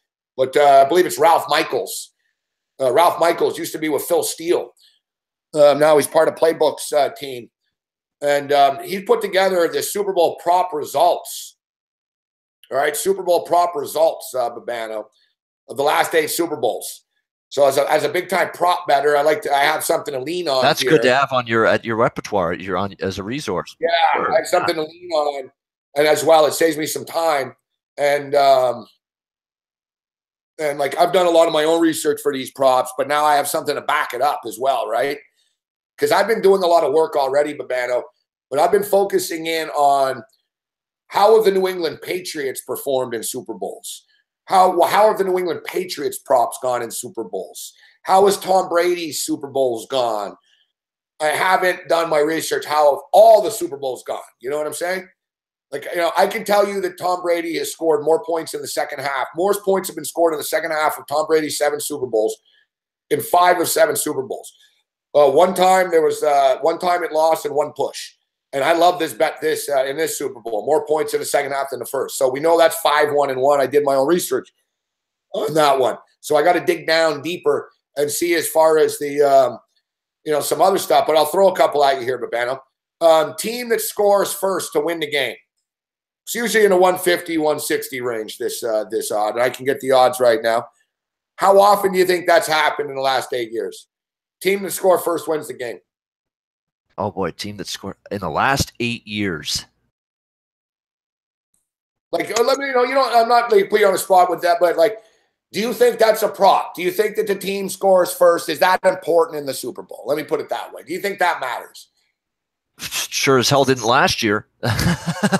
That's for sure. I don't think it matters, but I actually like that prop this year a lot. The team to score first prop. The Eagles. I mean, we know the New England Patriots. It's 6-2 the last 8 years. Okay. So 6 out of the last 8 Super Bowls, the team that scored first won.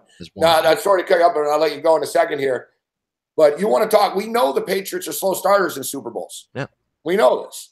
They always start off slow. And there are always more points in the second half. 5 times out of the 7 with 1 push and 1 loss. Betting that in the second half. But how about this? And we talked about this today. The New England Patriots, 7 Super Bowls, Babano. 7 Super Bowls with Tom Brady. They haven't scored a single fucking point in the first quarter. Not once. In 7 Super Bowls, they've been shut out all 7 times in the first quarter. And outscored 15-0. Yeah, in those 7 Super Bowl first quarters. 15-0 they've been outscored, yeah. Yeah, it's not much. They were down 9-0 to the Eagles in the Super Bowl. They were down 3-0 to the Falcons, and I think they were down 3-0 to the Carolina Panthers once in the Super Bowl.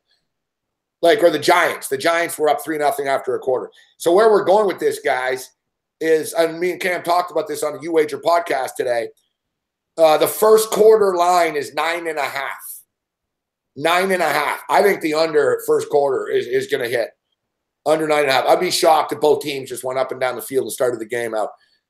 Tom Brady hasn't scored a single fucking point, and conversely, in 7 Super Bowls, the Patriots have only given up 15 points in the first quarter of play. So they're giving up an average of 2.5 points per game in the first quarter in Super Bowls, and they've scored 0 points. Those are like soccer numbers, but I got to go under 9.5 in the first quarter. I totally agree, and I've actually bet 3 props that are all along that it's hammering at this same philosophy you're talking about. The fact New England has not scored a single point in the first quarter. All previous 7 Super Bowl appearances they've made in the Tom Brady, Bill Belichick era. I've got 3. I've got the first quarter under. That makes a lot of sense. I've got the team to score first in the football game being the Philadelphia Eagles at plus 120, and I've even gone for more value. There is I bet online, there's a race to 10 points prop, and Philadelphia is plus 140 with that one. Race to 10 points. I took that one as well. Eagles first to 10 points. Eagles to score first quarter under, all tying into that New England being shut out in 7 straight Super Bowls in the first quarter. I think all of them worth a look. Absolutely agree. Yeah, I like where you're going with that. Exactly. Well, I looked at that one today too. The New England Patriots are minus 150 to score first. I mean, they generally don't score first, but or we should say they don't score early. When the Patriots, we know that the Patriots are scoreless in 7 quarters. So if we know that much in 7 first quarters, it should be a pick-em, right? I mean, who's going to score first? It's kind of up in the air. The Patriots are minus 150, though. Or if Babano got plus 120, it would have been 160 at that time then. I saw it at plus 110 today, minus 150, plus 110. And, so you're getting a little bit of value here at plus money with the Eagles.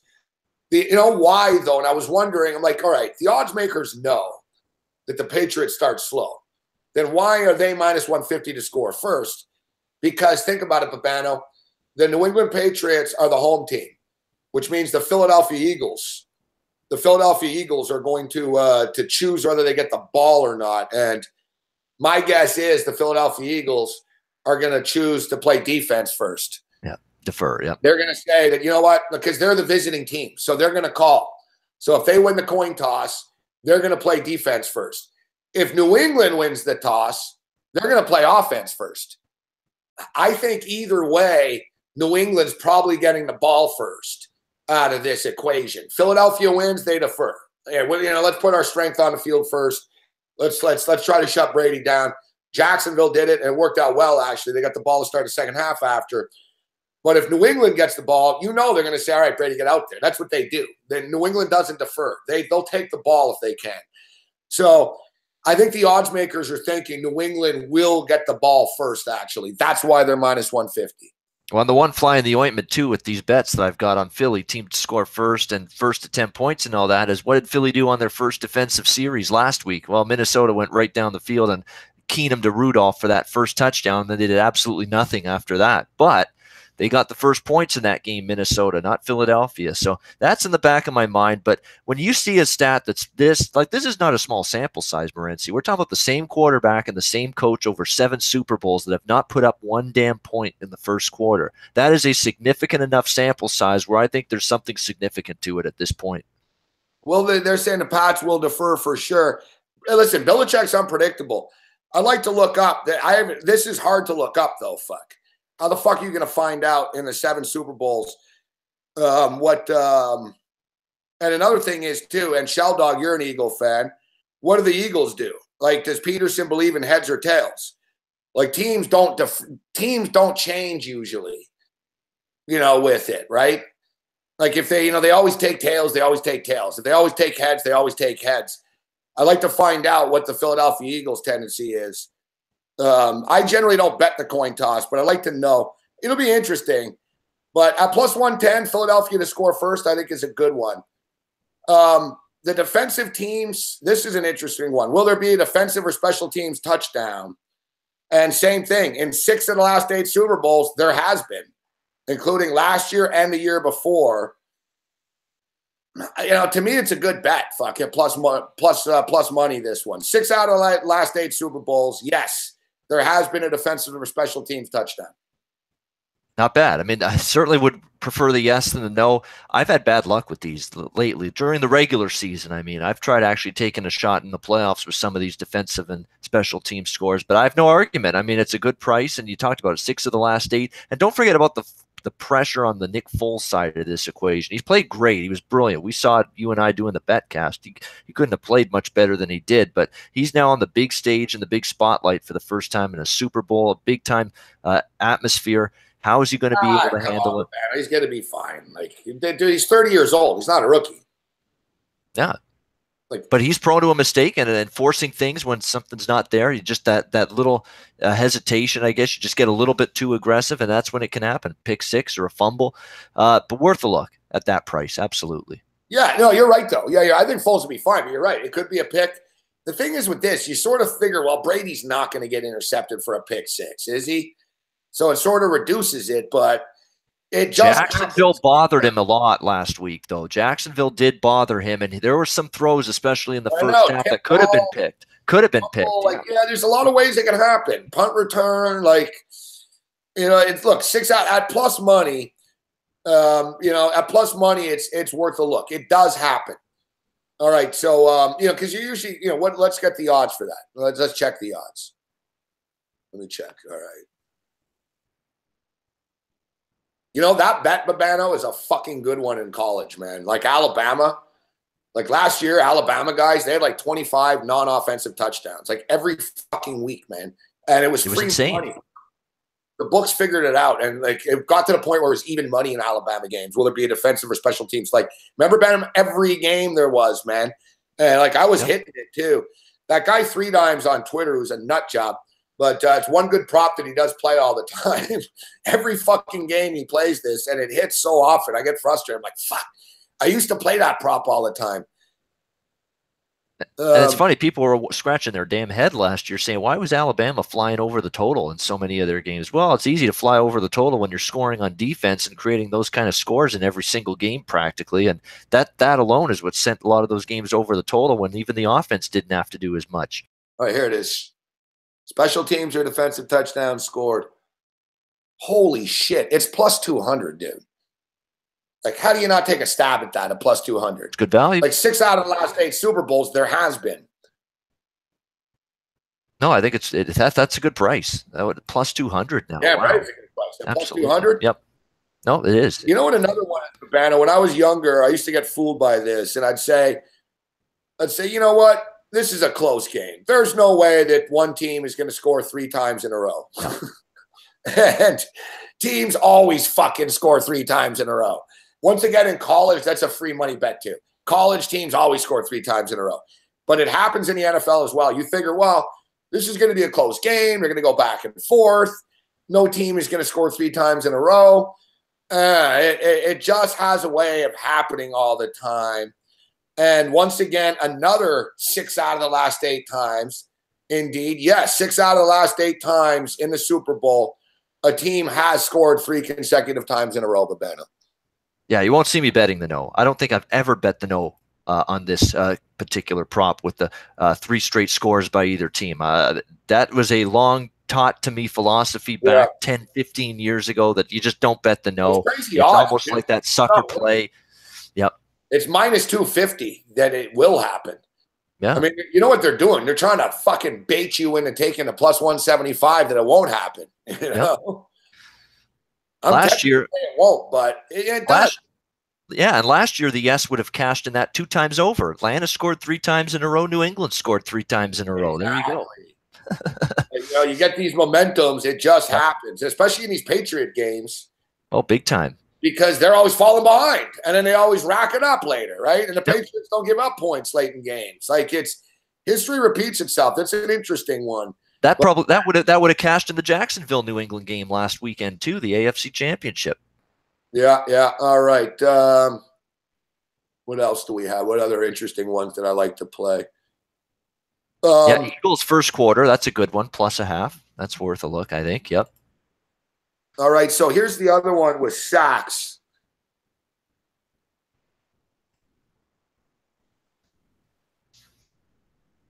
Sacks aren't quite as much. Last year, there were 10 sacks in the Super Bowl. Year before, there were 12 sacks in the Super Bowl. So we've had 22 sacks in the last 2 years in the Super Bowl. Now, I was waiting anxiously, actually, for the sack prop to come out, and it did today, earlier in the day.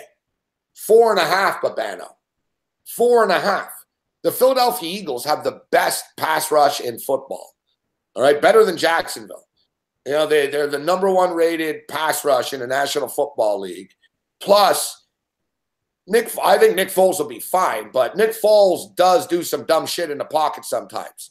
He's an athletic enough guy. He had a Division I scholarship to play at various basketball schools. He was a good basketball player in high school, so he's a good athlete. But the Patriots, I think over 4.5 sacks is going to get there, Babano.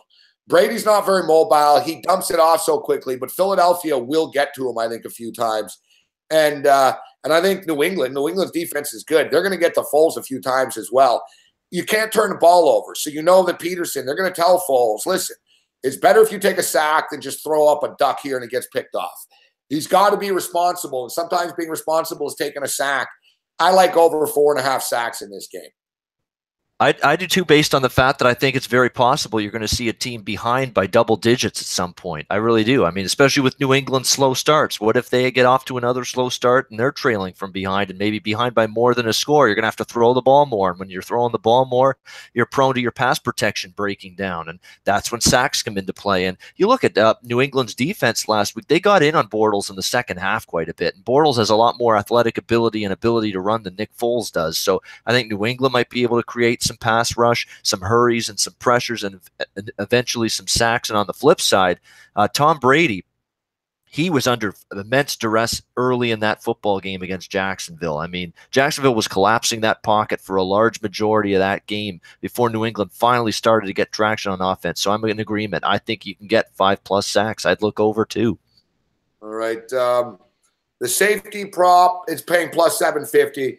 There was a safety 3 straight years in a Super Bowl. That's more of a roll of the dice. Yeah, exactly. But and there hasn't been in 3 years. Exactly. It just sort of seemed to be an anomaly right there.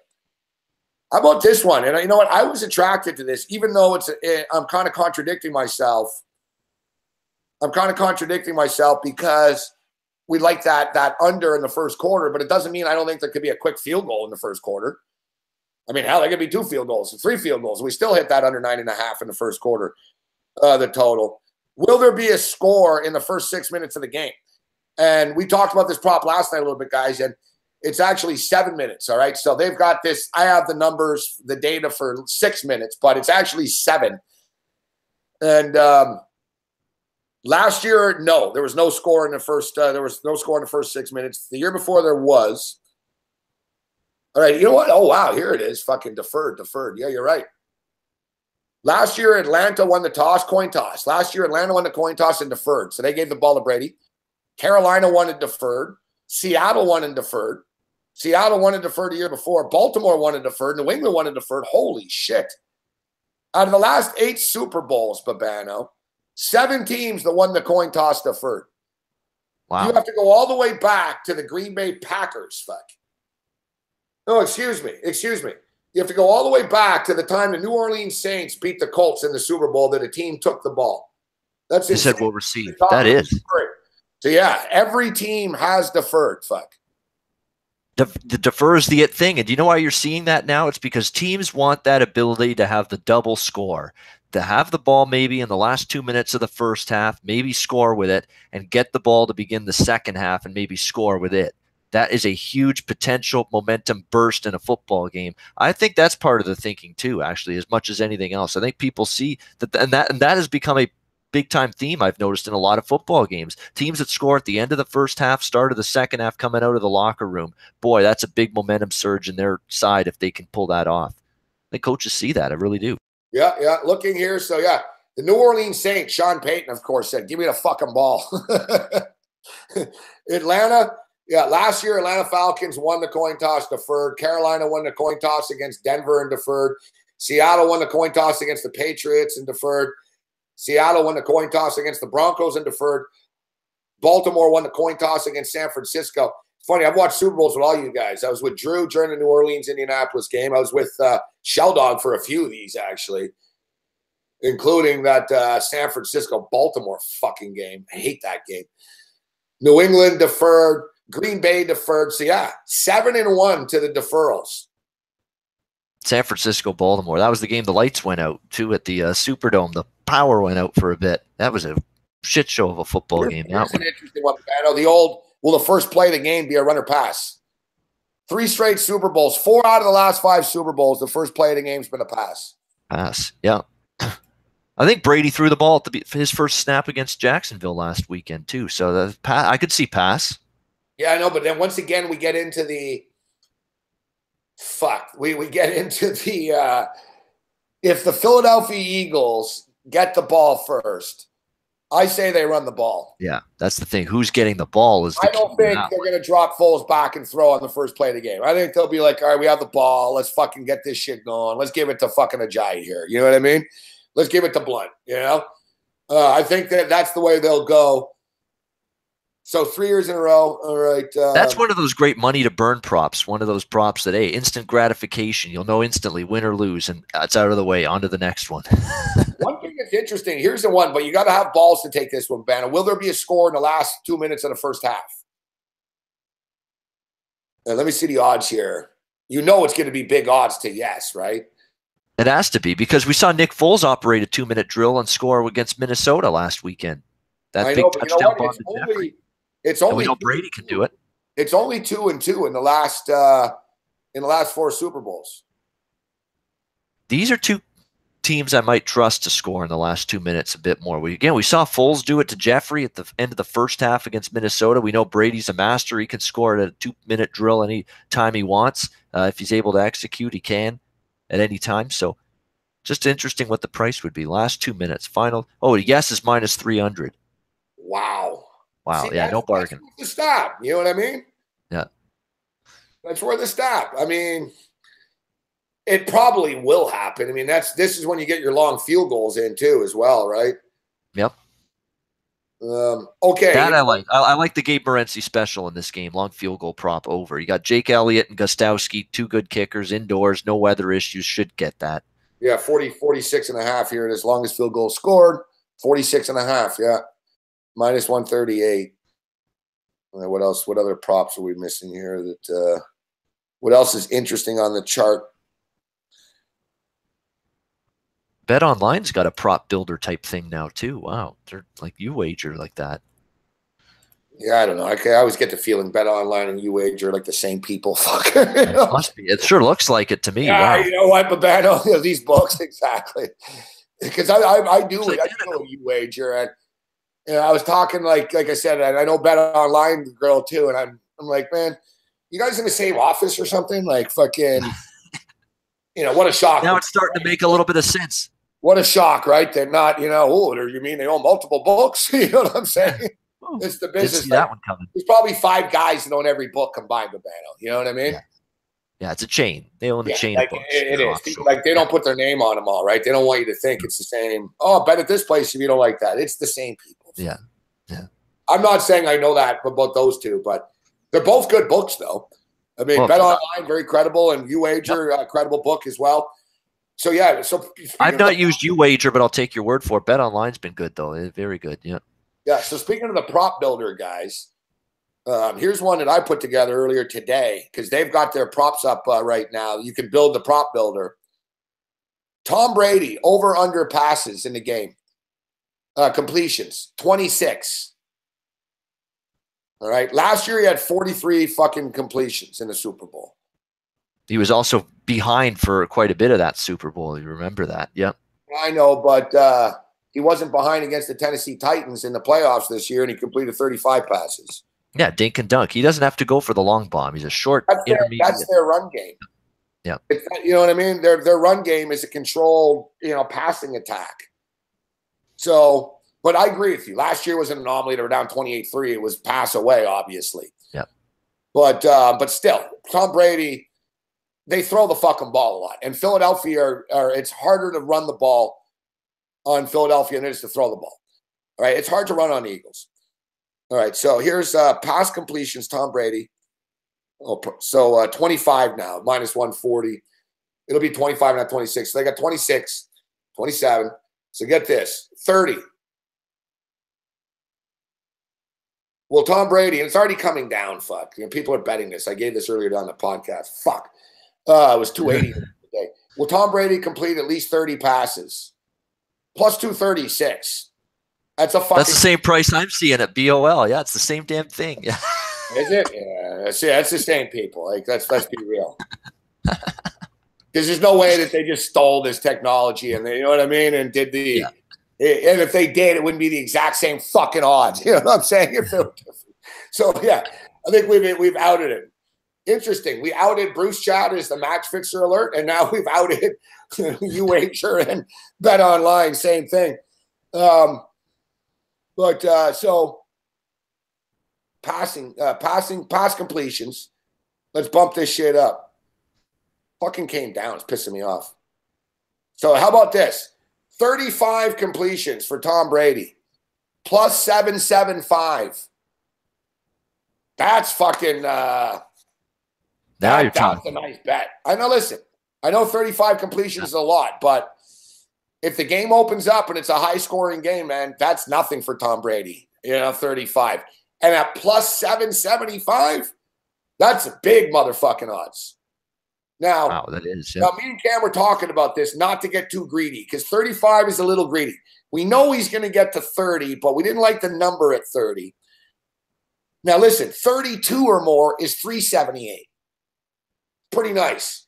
And exactly like Drew's asking, if you listen to the radio show, me and Cam sort of said, all right, 30, we want more. 30, 35 might be a little greedy. Let's look at 32, 33. 33 or more completions for Tom Brady is plus 463. I don't use the term free money, but that's a fucking nice fucking play right there, man. Fucking plus 463, Tom Brady to complete 33 or more passes. Even, yeah, I was just going to say, I just typed in 32 plus 378. Even that's pretty good. Wow. I mean, 34 is plus 650. Like I said, 43 last year. That's pretty good. You can play around and do all kinds of stuff with this. This is really good for the Super Bowl. Yeah. Tom Brady to complete 40 or more passes, 43 to fucking 1.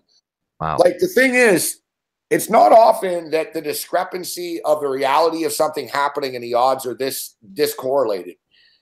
In the sense that Tom Brady really could fucking complete 40 passes in this game. And you're getting 43 to 1. Like, I swear, if I was a bookie and if you just walked up to me right now and said, Morency, I think Tom Brady's going to complete 40 or more passes in this game, what will you give me? I'd be like, well, he completed 35 against the fucking Titans. And, you know, I'll give you a fucking, 10-1. You know what I mean? 5-1. I wouldn't even want to give. Like, to me, 43-1 is fucking sweet here. Like, I really think those are great fucking odds. Now, it's a little high, but let's say he completes 37 passes. You're getting 15-1. It's a pretty big really good on a player that throws the ball a lot, and a team that falls behind a lot. I mean, they fall behind in this game. It could happen, Babano. And because of this prop builder thing, and you can adjust the number of completions based on the odds and get something that you want value on, you're going to be cheering for this guy to complete passes like you've never cheered before, thanks to this prop thing you can do on both BetOnline and UWager. Well, I do. Yeah, well, I'm a big prop guy. But yeah, and for the record, I haven't made my official pick yet. I'm building it up. I always release it, before the Super Bowl, usually on like Wednesday. Maybe I'll do it on Tuesday just to sort of, like you said, shelf life, Babano, right? My Super Bowl pick. But I'm not lying. I'm taking Philadelphia. I'm taking Philadelphia plus the points. And I'm perplexed with the total. I think it's going to be fucking close to the total, but it probably creeps over the number. And but I can make some money on the Brady props. Yes. Because, Brady's still going to do his thing, even if Philadelphia wins. Even though for Philadelphia to win, their defense has to step up. I said 24-23 New England the other night, but I'm starting to buy in that the Patriots aren't that fucking good. Like, I really think they're beatable. And I really think Philadelphia have all the ingredients to do it. I really believe this, Babano. I'm starting to think Philadelphia can win this game by 1 point. I think it's going to come down to the fucking wire, man. It's going to be another close classic Patriots Super Bowl, except I think this time Brady's fucking vulnerable to lose. They're fucking lucky they beat Jacksonville last week. Yeah, well, I'm going to go against the stat I heard today that the Patriots, when laying less than a touchdown, have covered 10 straight. That's something that's in New England's favor. 10-0 ATS last 10 times they've been favored by less than a touchdown, which is the case here. But there were times in that Jacksonville game you're thinking to yourself, boy, if not for those 2 drives where they had those penalties, the unnecessary roughness on Gronk, the two of those drives aided by pass interference calls. One of them was a very, very suspect call, which put New England right there in the red zone. That penalty, the first PI penalty, really is what got New England going. They had nothing going offensively against Jacksonville till that penalty was called. Turned the complete complexion of the game around. So it's not like they were driving the ball at any point early in that game. They needed the penalty to get down there, and then they started to get some rhythm. And then by the fourth quarter, Jacksonville was tired. Let's be honest. That was their 3rd straight physical playoff game, 2 straight on the road. I think it got to Jacksonville a bit, wore them down. Not going to be as the case here with Philadelphia. Remember that Philadelphia, of course, had that first bye week to the divisional round. So I think it's going to be a fresher defense. It's a defense that's playing as good as they have at any point this season. Schwartz has done a great job. I think it's going to be a close game. I'm leaning and I'm thinking of taking Philadelphia here as well. That's definitely the way I'm going. All right. So a lot of talk about Gene Steratore. You just mentioned the penalties, Babano. Yeah, Gene Steratore will be a referee for this game. Was confirmed. Fuck, I like the over this T-Wolves game. 123-104 right here right now. So yeah, Gene Steratore is the referee of this game. And there's a lot of talk about the index card. Listen, I don't like Steratore, okay? But let's get into reality right now. And we all fucking knew that they were going to screw the Jags last week. And they did. They did. They fucked the Jacksonville Jaguars. Like, the Jags were the better team. They were in control of the game, and the refs started fucking throwing a lifeline to the fucking Patriots, and they used it. And then the Jags imploded. It happens. It's like, yeah, the Jags fucking lost on their own. The Jags did some stupid shit, but it's harder to keep your composure when you're getting fucked over every 2 minutes. You know what I mean? And it just builds and it builds. But now that the Pats are in the Super Bowl, I don't think there's a desire. I don't think the league gives a shit who wins. Like, it'd be a good story for Philadelphia to win, actually. I don't think the league cares now. They got what they wanted. They couldn't have Jacksonville in the Super Bowl against Philadelphia or Minnesota. That would have been a disaster. So they didn't care whether it was Minnesota or Philadelphia. Minnesota with a nice home story, but they don't care. I think they did care about the Jags getting in. They needed Tom Brady. So I think, let's just assume that will get an evenly matched or if fairly officiated game. The Stereotor, and I don't find Stereotor to screw teams. I think Stereotor is just useless and fucks everybody. Like for a guy that's like a college basketball coach and his sons are refs, I mean, a college ref and his sons are refs, and he's an NFL ref, and he never has control of the game. It's always chaos, fuck. But, we're leaving no stone unturned here. If you're a Philadelphia Eagle fan, guys, and you're worried about Gene Steratore, Philadelphia Eagles are 10-3 in games Sterator's refed. You can't complain. Can't say, oh, Steratore. You're 10-3. The New England Patriots are 12-5 in games with Steratore. Steratore has officiated one Eagles and Patriots game in 2007. The Patriots got called for more penalties than the Eagles. They had 7 penalties for 44 yards. The Eagles had 3 penalties for 18 yards. So it's nice to know that you see, okay, there's not a huge discrepancy here with penalties or a huge discrepancy with Steratore being in love with the Patriots. That's good. So this could be one of those games where the Steratore factor doesn't come into play. People say he's a better basketball referee than NFL referee. That's what everybody I hear seems to think. Yeah, he's better. He's still a jerk in fucking college, but he's better. I'm trying. The thing with Steratore is too, he doesn't call a lot of penalties. So this is another thing with him. He's not a big flag guy. Like Steratore likes to, he will let the players sort of decide on their own. He won't he just finds himself involved in these stupid fucking things all the time. But, let's see, Steratore, camera tune in the field judge. Well, everyone's going to remember him for the cue card thing now and smiling when he's doing it too. That's going to live in his infamy. When he's retired, they'll play that in his little montage for the great career as a referee. They should play that. The end of the story here, Babano, about this, after all the little stats and says is the real story is whether he'll use an index card. Yeah, fuck off, fuck. You know what I mean?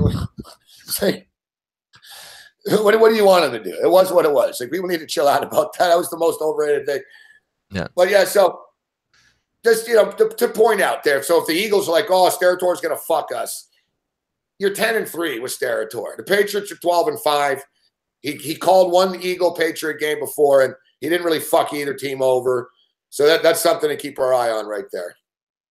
Yeah, I mean, New England got the good end of the referee stick last weekend against Jacksonville. I mean, Jacksonville was flagged for this, flagged for that, flagged for everything. What did New England have? Just 1 or 2 penalties in that entire game? I mean, there was a big discrepancy in that football game. So something you worry about maybe sometimes with New England involved, but, you just pointed it out with Steratore. It doesn't seem to be that much of a Patriot, is going to boost them in any way. But yeah, it's fascinating to see referee trends and if they're impacting the game at all.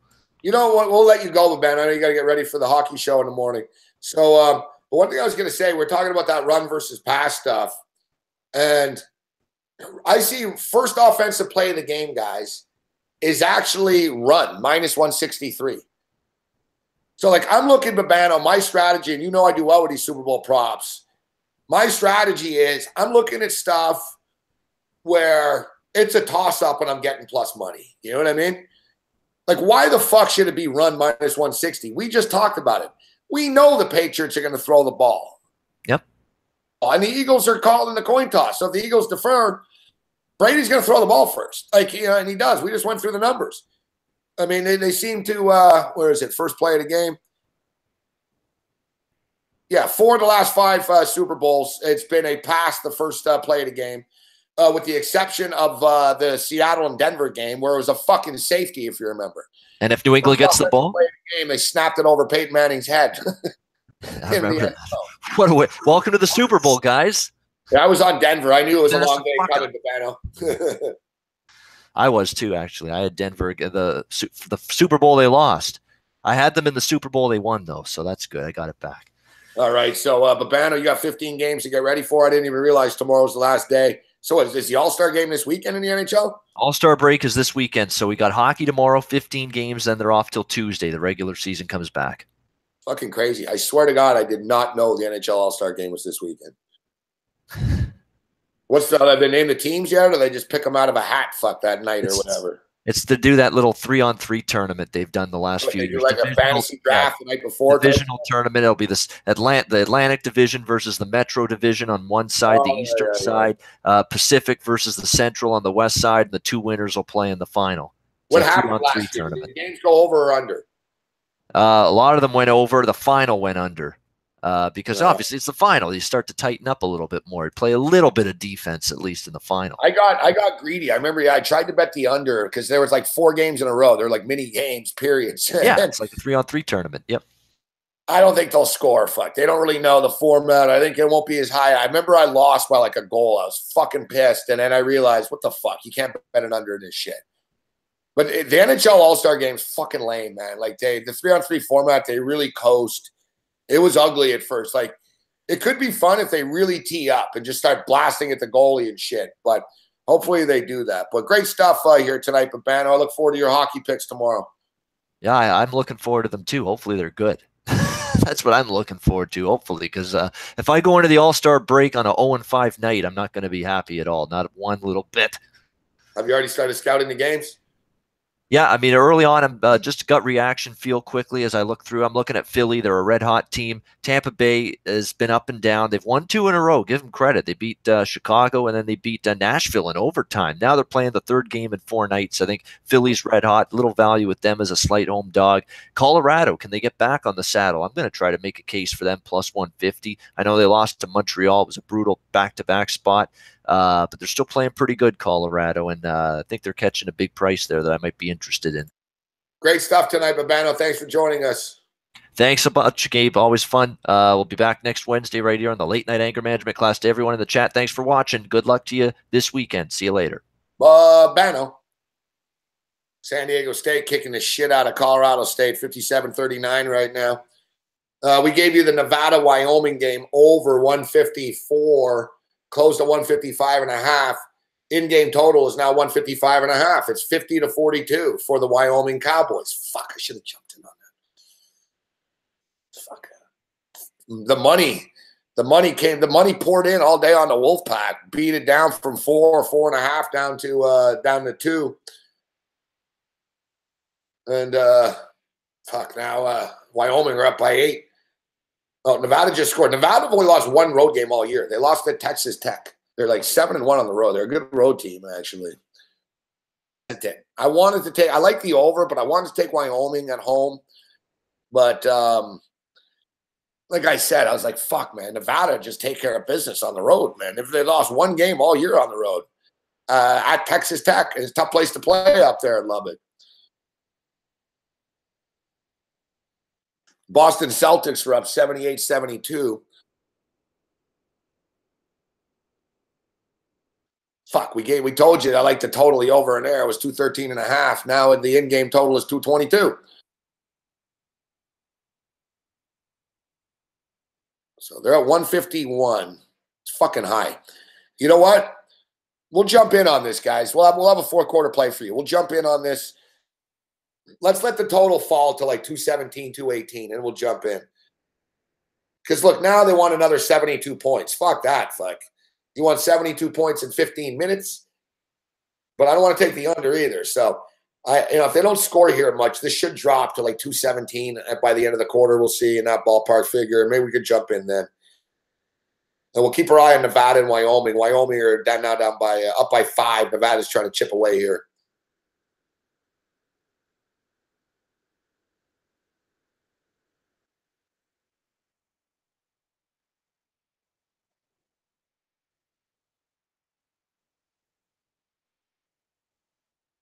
Shell Dog in the house tonight, rocking an LA Eagle fan. Bruce Chad, David H, Mex, Jake, Russell, what's going on? Ace Farmer, Alex Smith. Good to see you, Alex.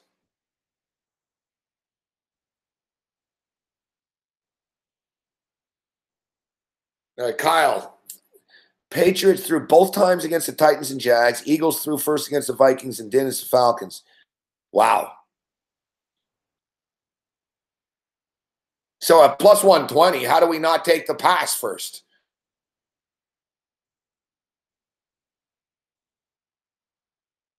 Yeah, you should be worried, though, Shell Dog, if I like the Eagles. I'm like Tim Anderson. You know, my Super Bowl luck is not good. Although last year I sort of did, if you remember last year, I was very self-deprecating before the Super Bowl. I was like, listen, guys, I have a lot of bad Super Bowl beats, all right? But I fucking nailed it last year. I said, take the first half under, second half over, more points in a second. I said, take the Patriots 1-6. I fucking nailed the Super Bowl last year. But the thing is, the year before, I had like $18,000 on the Super Bowl. And last year, I think I had about fucking $700 on the Super Bowl. So, of course, I won every bet. I was fucking still mad.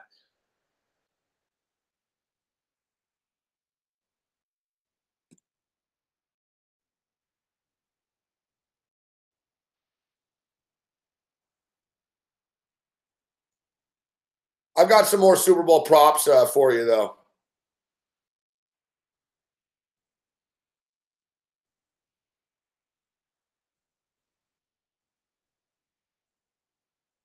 Like I said, I legitimately think the Philadelphia Eagles can win this game. Like the New England Patriots are living dangerously. You know, like they keep escaping the jaws of defeat. You know, like they're right there and they just, no one pushes them off the cliff. They're always on the cliff, but no one pushes them. Fuck. You know, let's be real. The New England Patriots have pretty much had a free pass through the playoffs here. You know, they played a Tennessee Titan team that fucking fired its fucking coach. A Titans team, you know, Mariota was brutal. Yeah, the Titans quit. Remember, there was 9 minutes left in the game. They started running the ball. Like, they had no intention of winning the game. Like, they didn't even try to win. They went in there overwhelmed. We were happy to just beat Kansas City, and here we are. The Jags are a young, emotional team, and the Jags were fucking physically manhandling the Patriots last week. They were running the ball. They were getting to Brady. They killed Gronkowski. Like, they did everything right. And then, like I said, pass interference, penalty. Oh, no, that's not a fumble. No. Like, the refs fucking threw the lifeline. I remember tweeting, oh, boy, here we go. Listen, I was on the Patriots last week, but even I will admit that when the Jags were kicking the shit out of them, the refs, it was early in the third quarter, the refs started to panic. They were like, this is real. We better start throwing flags because this game, it's about to be fucking 21-3 here. So we better do something. And they did. They did. And then the Pats fucking got back in it. Right? So the Pats have been very lucky in the sense that they played a shitty Titans team. They played a young Jaguar team that was fucking playing its fourth road game in 5 weeks that are emotional, raw, crazy guys, young kids, young team. And it was in Foxborough, and the refs fucking threw you a lifeline. Now you're playing on a neutral field against a team that will push you off the cliff. Like, I've been saying this over and over about the Philadelphia Eagles. They're not young guys. They're not a bunch of kids. It's not like, oh, and the Cinderella Philadelphia Eagles. Alshon Jeffrey's been in the NFL for fucking 6-7 years. LeGarrette Blount's a multiple Super Bowl winner. Jay Ajayi is a star, superstar, a star, not superstar, but a star running back who's been in the league for 3 years. Aguilar, coming into his own now in the fourth year, etc. You know what I mean? Like, you go down the list of players, it's not like they're kids. How are they going to react in the moment? I don't know. How's LeGarrette Blount going to react? I don't know. How's Rex Burkhead going to react in the moment? LeGarrette Blount's played in more Super Bowls than fucking half the Patriots have. Like, so, you know how many Super Bowls fucking Stephon Gilmore's played in? Zero. He's the fucking one you might have to worry about.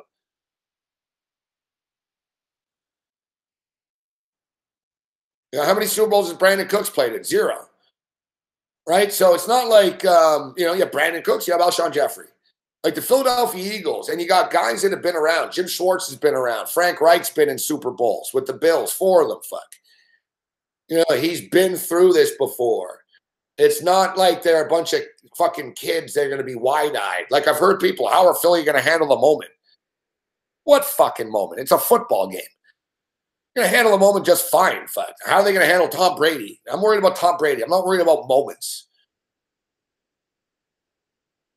Sometimes that's the case. With a young team, you're like, yeah, how the Jags going to react in the fucking cold in Foxborough and the refs. And, we saw not well. They're going to melt down, but this is different. The Eagles are a veteran team. Nick Foles is 30 fucking years old, man. He's no kid.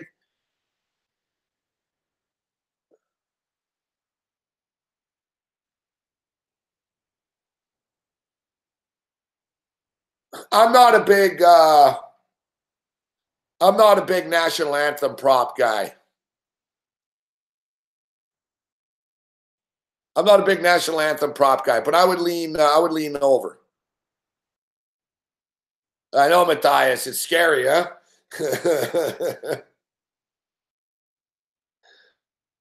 No, it's not a bandwagon. I think that they match up well. I think that they match up well with the New England Patriots. You saw the Jacksonville Jaguars. The Eagles and the Jaguars are very similar teams, except the Eagles are better. Like they are. They're very similar teams. Except the Eagles are better and more composed and more veteran, You know what I like about this, too, the Philadelphia Eagles, guys. How do you beat Tom Brady and the Patriots? By keeping them off the fucking field. Well, what team in the NFL this year, guys, had the best time of possession in the NFL? The Philadelphia Eagles. And in fact, in 2 years that Doug Peterson has been coach of the Philadelphia Eagles, they have led the league in time of possession. There's a lot of things that the Eagles do that the Patriots don't like.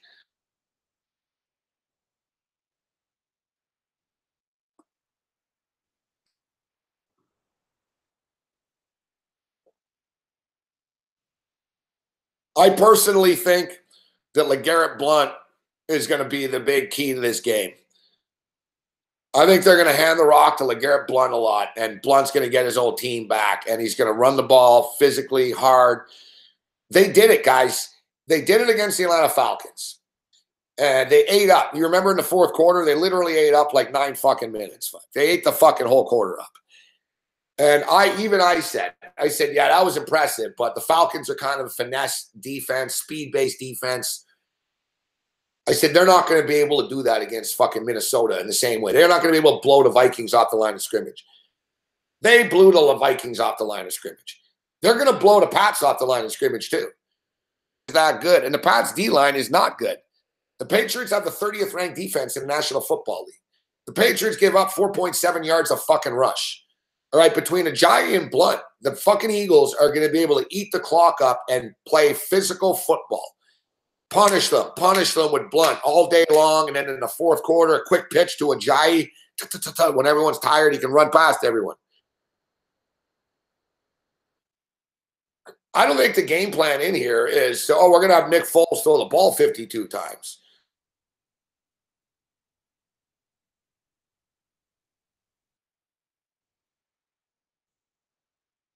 Like I said, my dark horse MVP of the football game, LeGarrette Blount, 33-1.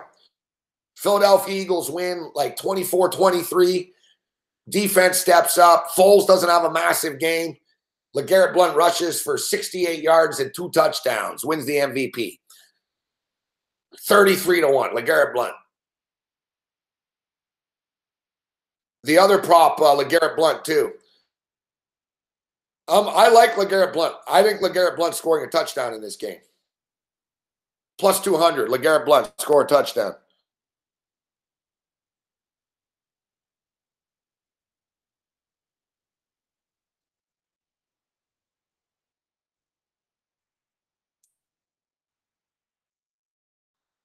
Eagles have the number 1 efficient fucking pass rush in the NFL, Ace Farmer. If you take sacks, hits, hurries, pressures.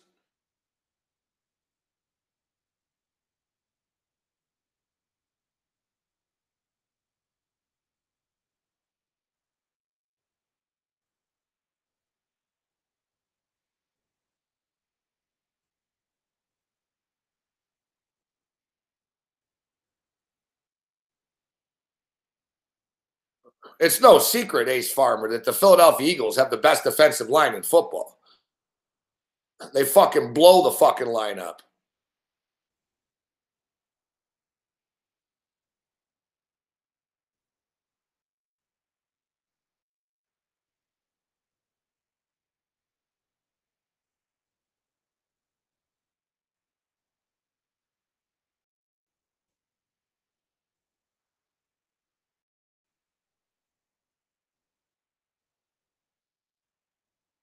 These motherfuckers, though, I gotta pay. They won't let me in. They're not letting me in.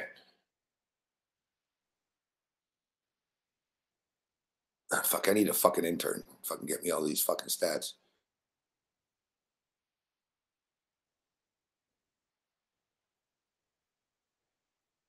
Here we go.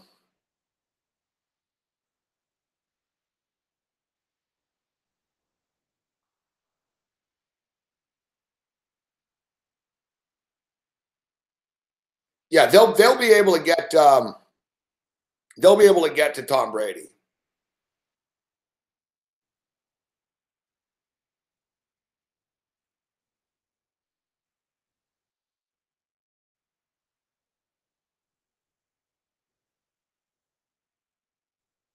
All right, here it is.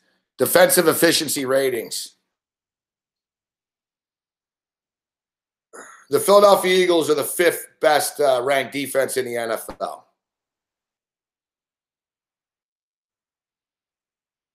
New England 31st. For the record, too, the team with a better defense has won 6 of the last 7 Super Bowls and 42 of 51 Super Bowls.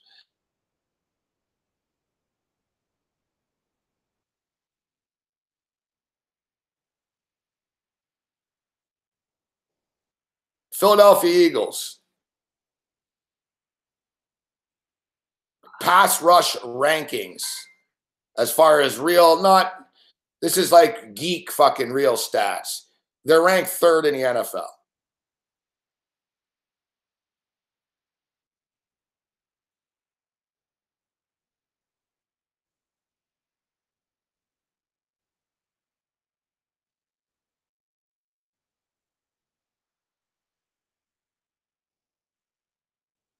But now you're getting into the non-adjusted fucking percentages and all this bullshit. But I'm talking about like defensive DVOA.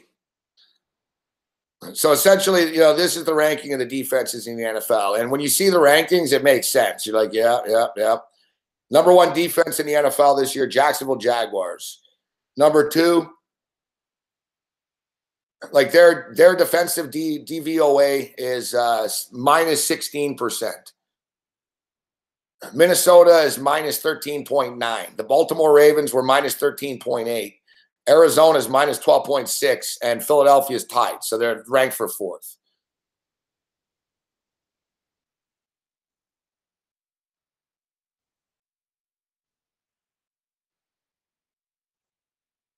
Then they got some real crazy shit here. By pass direction, which side of the field and fucking shit.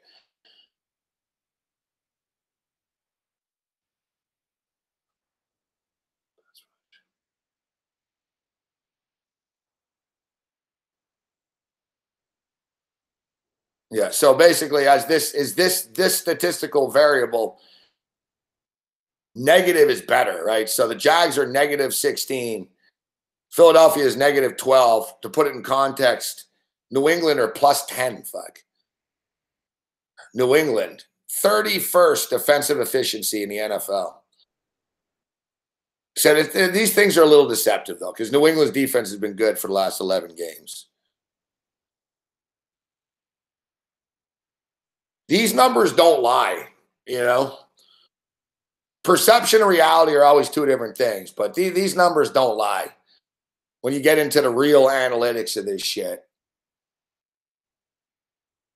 Like, if you look, like, no one's going to argue with that. Who's the best defense in Jacksonville? All right. If not Jacksonville, Minnesota. All right.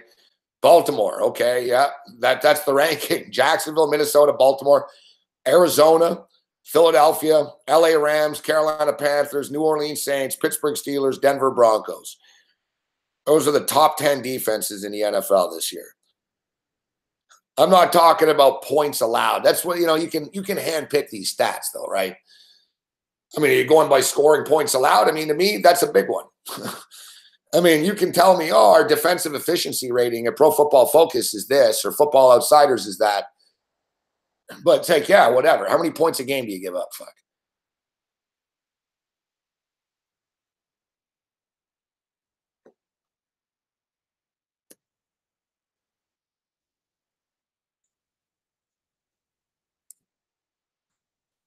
How many points a game do you give up? That to me, that's a big one. It's pretty simplistic. Let's look at defensive numbers here in the playoffs.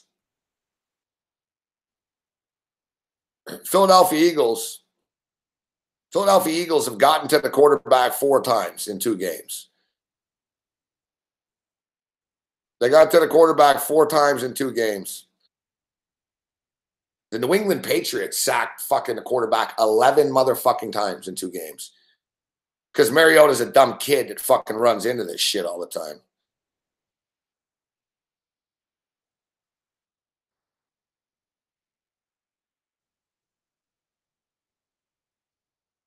Yeah, I'm fired up for this game. Look, I'm not an Eagle fan or a Patriot fan, but from a football game, it's a great game.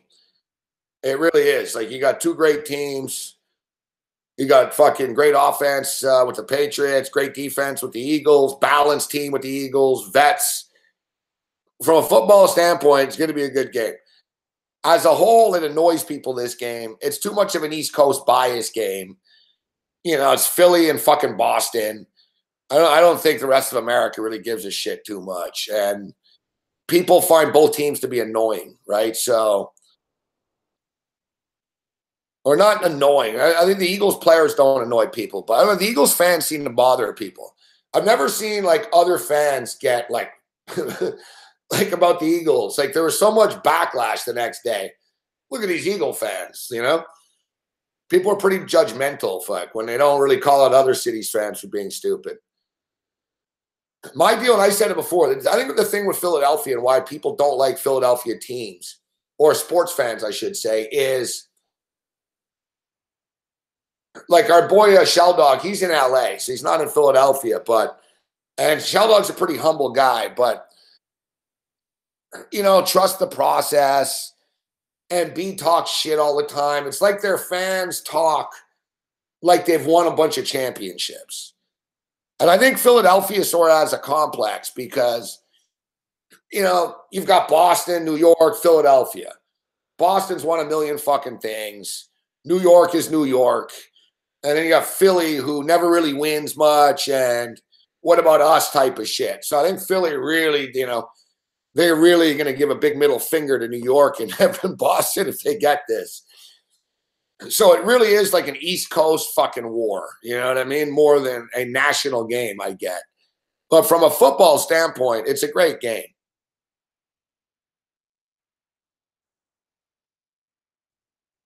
See, that's the thing. Look, all you guys are all like, fuck the Phillies, the Eagles,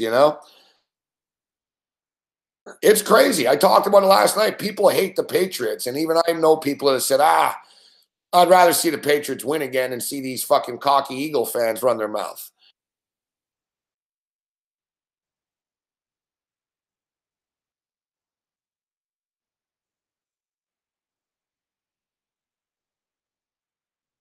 But we can't generalize. Like, Shell Dog's not a cocky Eagle fan. Donnie's not a cocky Eagle fan. Now, Donnie's a little big, it seems like Eagle fans, though, I know a lot of them, between Meanie, Donnie, and fucking Big Man, I noticed, and other guys, they all do the same thing. They all say the Eagles aren't going to win. It seems like Eagle fans will say, oh, no, we're not going to win. I don't know about this game. But then after, they'll talk shit. So I think Eagle fans, though, I don't have a problem with Eagle fans. I don't care. They're drunk nut jobs. So what? Fuck. You know what I mean? I don't have a problem with Eagle fans. I don't like the Sixers. I have no problem with the Eagles, but I don't like the Sixers. I admit it. But I have no problem with the Eagles or their fans.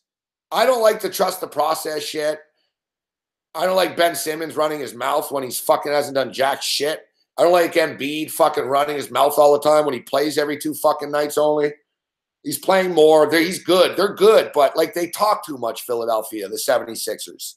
I have no problem with the Eagles or their fans, but the process can fucking blow me.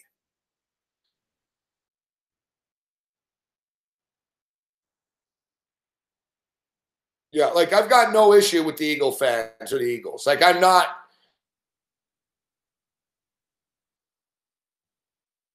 But I don't like the 76ers and their bullshit. You notice like every game the Sixers are fighting with teams and shit. It's like, guys, you're fucking nothing. How about you fucking win a bit and then fucking run your mouth, all right? Cried wolf like with Embiid, blah, blah, blah. It's like, dude, man, you guys, you haven't even made the playoffs in your career. It's like, make the playoffs at least and run your mouth. That's the process. What process? Fuck. The Knicks are fucking like 2 games behind you, and I don't hear them running their mouth every night about a process. They're embarrassed that they're shit. The Philadelphia 76er owner compares them to the Houston Astros. You're not the Astros. The Astros dominated the league. Like, honestly, like guy's tweeting like he's the Astros. When the Astros won, oh, they're like us. What do you mean they're like you? Fuck. The Houston Astros won 100 fucking games like 2 of the last 3 years. You guys are 20-20.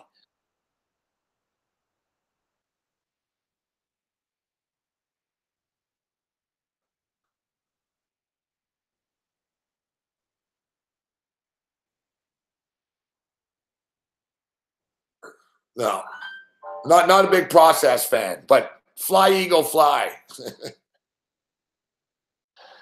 Fly, Eagle, fly.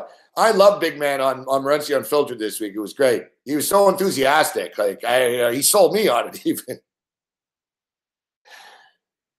He's like, I don't know. The Eagles should probably be favored in this game. They're so good. Like it was just funny. Like from the first 2 weeks of playoff games where Big Man was negative, beat the Falcons. I don't even think they're going to beat the Vikings too. They should be favored against the Patriots. It was just the swing. I lost $100 to Chris Meany on the Bills and the Jags game. And I told him, I said, just give me a chance to get it back after. And he said, yeah, all right. And then he goes, but not with Atlanta. He goes, I think they're going to lose. So I was like, all right. I said, all right. And then next week with Minnesota, like Chris Meany could have beaten me for $300. I would have done it again and again.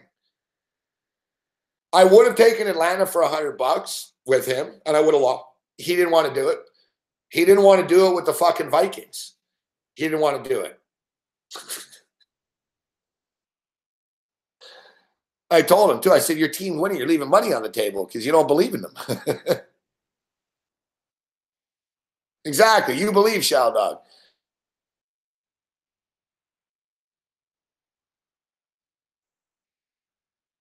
All right, we'll take a quick break. We'll come back with some final and closing Super Bowl thoughts.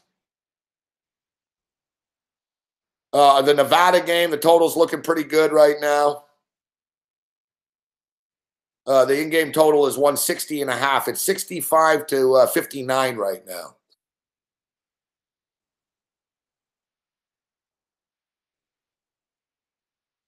It's 65-59. Oh, 65-61. Meanwhile, the Celtics are pulling away from the Clippers, and the Clippers have hit the wall. They only scored 9 points in the fourth quarter of play.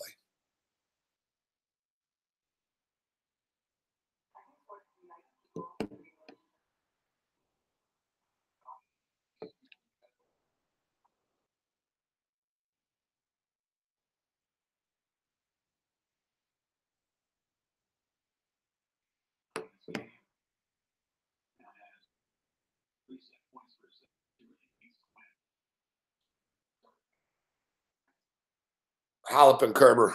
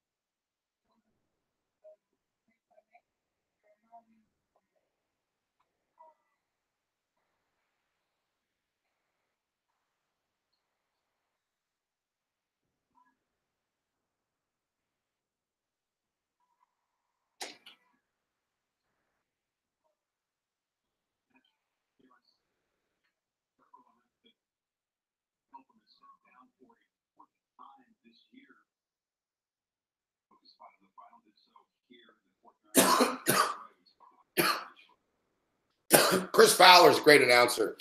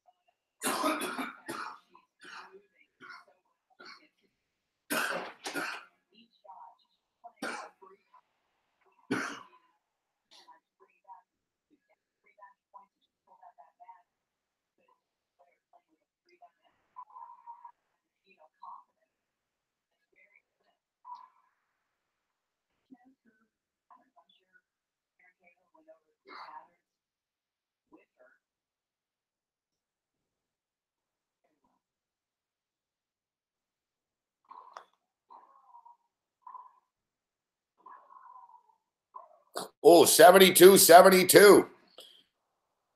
Oh, shit. Nevada's come all the way back. 72-72 with 4 minutes remaining. All right, so Super Bowl, a couple other notes of interest. Basically, I'll share what I've gone through, and then I've got to come up with a whole new stuff tomorrow. But I pride myself on digging down deep and finding more information than anybody else for Super Bowls. Doesn't always help me pick the winner, but I do out the props. We're going to fucking crush the props again this year. But start off, we talked about defense. First off, there's been 51 Super Bowls. All right, let's simplify things here. There's been 51 Super Bowls. The team with the better defense has won 42 of them. Pretty simple. Who has the better defense? They generally win the game. They won 42 of the 51 Super Bowls. The team with the higher ranked defense. This is not fucking close. The Eagles are the 5th ranked defense in the NFL. The Patriots are the 30th ranked defense in the NFL. It's not even close as far as the defense ranking is concerned. 42 of 51 Super Bowl winners have had a higher ranked defense. 6 of the last 7 Super Bowl winners. The last 7 Super Bowls, the team with the higher ranked defense is 6-1 straight up and against the spread.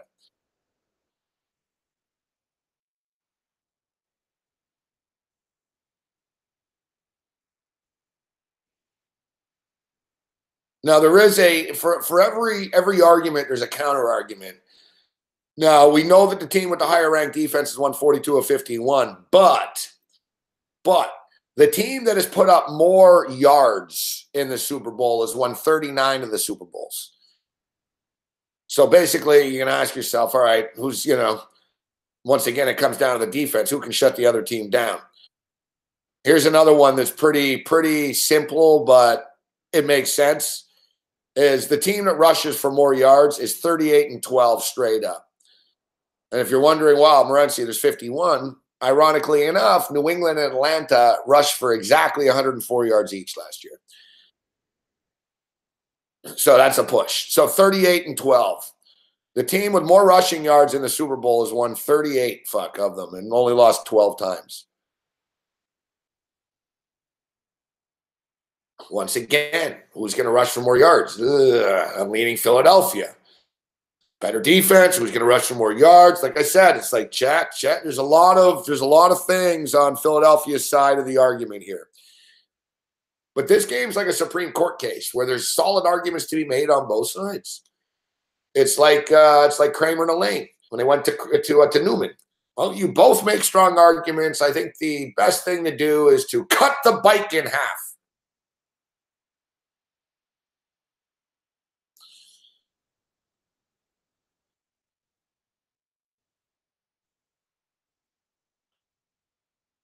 Another interesting one is as well,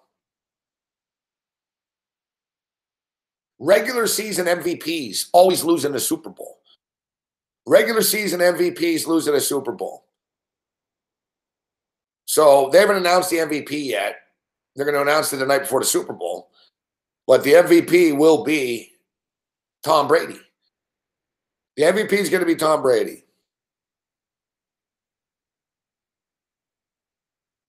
Since 2002, there's been 7 quarterbacks who are the regular season MVP and played in the Super Bowl. They've all lost. Every single one of them. 0-7. 0-7. And in fact, in NFL history, in Super Bowl history, out of 51 Super Bowls, 20 times. 20 out of 50. So 20 times the regular season MVP was a quarterback in the Super Bowl. He's only won 6 times. They've only covered 5 times.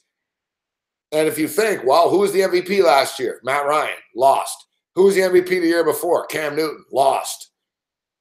And so, and it's one of these deals where it's not, well, it's just the last few years it's happened. No, it's happened in the history of the NFL. Regular season MVP quarterbacks in the Super Bowl are 6-14 straight up and 5-13-2 against the spread in the Super Bowl, including 0-7 straight up and against the spread since 2002. Tom Brady will be the MVP. Tom Brady lost already as an MVP in the Super Bowl. Like Brady's lost 2 Super Bowls. He was the MVP in one of the years. Like he's been down this road. It's like the kiss of death, fuck. It's like the Heisman Trophy winner. You won the Heisman, you're bounced, fuck. Heisman Trophy winners never win the championship, and MVPs never win the Super Bowl. It's just one of these things. If you want something, I'm really big in Philadelphia up here, but here's something on the ledger. But is this on the ledger? Because get this. Out of the last 24 years in the Super Bowl, 20 times the team with the better quarterback won. All right, so 20 of the last 24 quarterbacks in the Super Bowl had a regular season quarterback rating of 92.6 or more. Now, Nick Foles' regular season rating was like 56. This isn't the QBR. This is the higher fucking easier one. So his rating was 56. You need 92.6 or more. That's nowhere close. But Nick Foles' QB rating in the playoffs is 121. He's completed 75% of his passes. Like it's through the roof. Like he's got like a perfect quarterback. He can't even get higher type shit. Like he's like a couple of decimal points away from perfection. So his QB rating is actually 121 in the playoffs, 56 in the regular season. But those regular season games didn't really count. The Eagles weren't playing for anything, and they didn't try. So I don't know. You know what I mean? Like maybe Nick Foles has a QB rating. I mean, do you consider Nick Foles with a QB rating of over 92? It's 121 in the playoffs.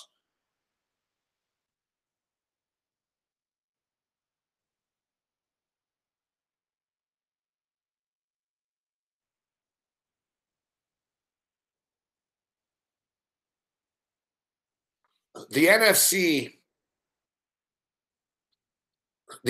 has won 20 of the last 33 Super Bowls.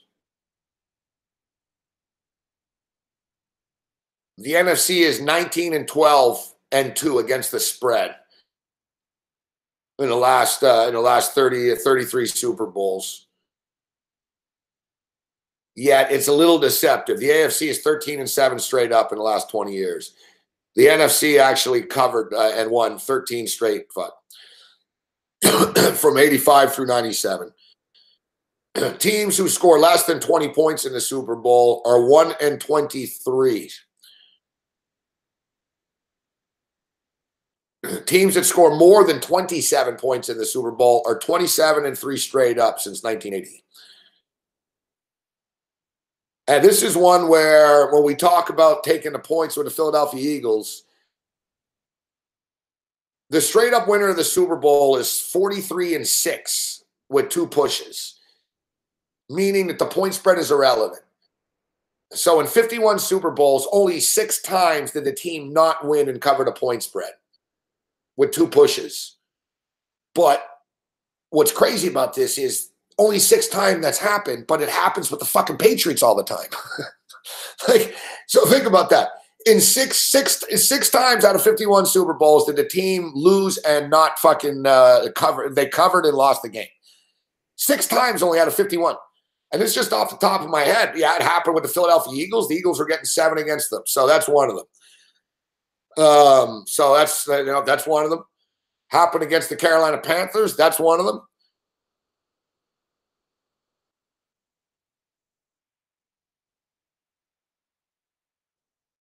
And like that's it, because they didn't they lost. Oh, they lost to the Giants outright. The Giants were underdogs in both of them. So that's 4 times. So that's right. So that's 4 times. Wow. 43-6. If you take the Patriots out of it, it's like fucking 43-2. But the thing is, the Patriots are that one motherfucking team that do win the Super Bowl all the time and don't cover all the time. They're 3-4 with Tom Brady against the spread in the Super Bowl. So, like I said, it's crazy. I hate the Patriots. So I've bet against the Patriots at all 7 Super Bowls. Literally. You go down the list. I've been on the other team in all 7 Super Bowls. So I'm on Eagles here, but I've been on the Patriots. I've been against the Patriots all 7 Super Bowls. Hey, I'm 4-3 against the spread.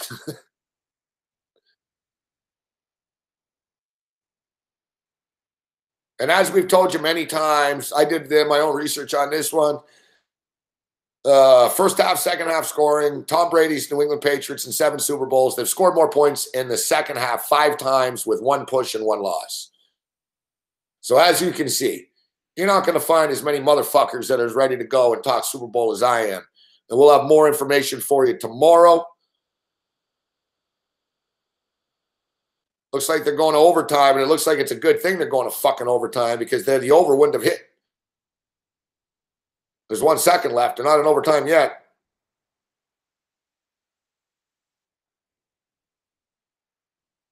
(74-74). Nevada take a timeout with 1 second left.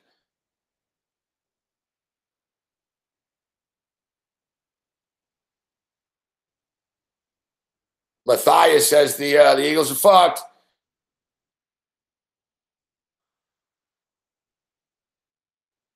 But yeah, that's all we got. I don't care about the national anthem or hair or anything else in between. I love that Tom Brady, though. Tom Brady, over 35 completions, 775, big number.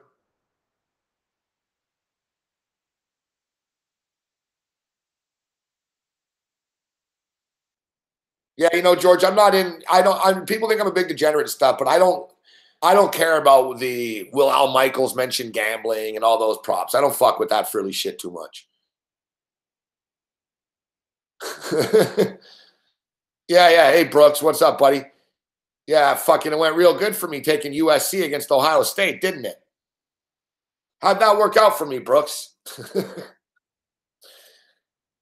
I faded USC all year. They never covered. I fucking load up on them in the fucking Cotton Bowl. Motherfuckers couldn't get a first down. Fuck.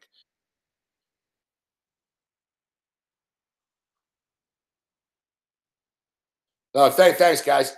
Yeah, no, but listen, Nick Ritz, I'm not trying to convince anybody of anything. I haven't made my official pick yet, so I'm not trying to convince anybody of anything. I'm just like, think of me like a lawyer. You guys are the jury. You guys are the jury. I'm a lawyer. I'm just going to throw facts at you, man, for the next 10 days. Fuck. You know what I mean? And you make up your own mind.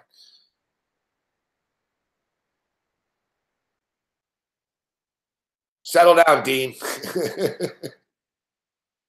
That's a good point.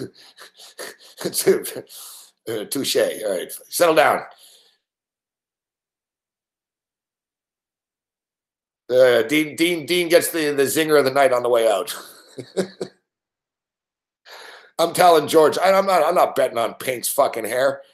Guys, like, you bet on virtual soccer. That was one time.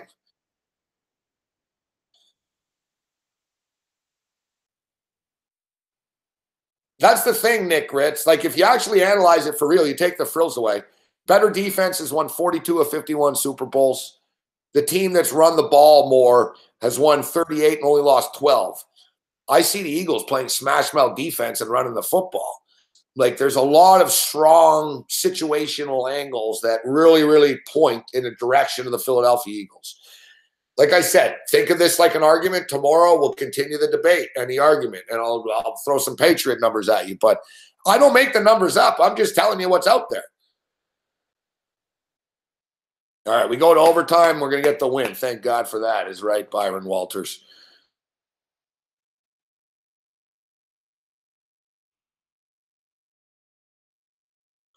All right, guys. So thanks for tuning in. We'll see you tomorrow. And we'll talk some more fucking Super Bowl 52, baby. And don't forget, we're going to be in Costa Rica for the Super Bowl at Jacko Beach. Going to be off the hook. We got a penthouse suite, no joke. We got a penthouse suite at the casino in Jacko. It's going to be fucking nuts. Other than that, you're on your own later. Super Bowl Betcast. Watch it with us.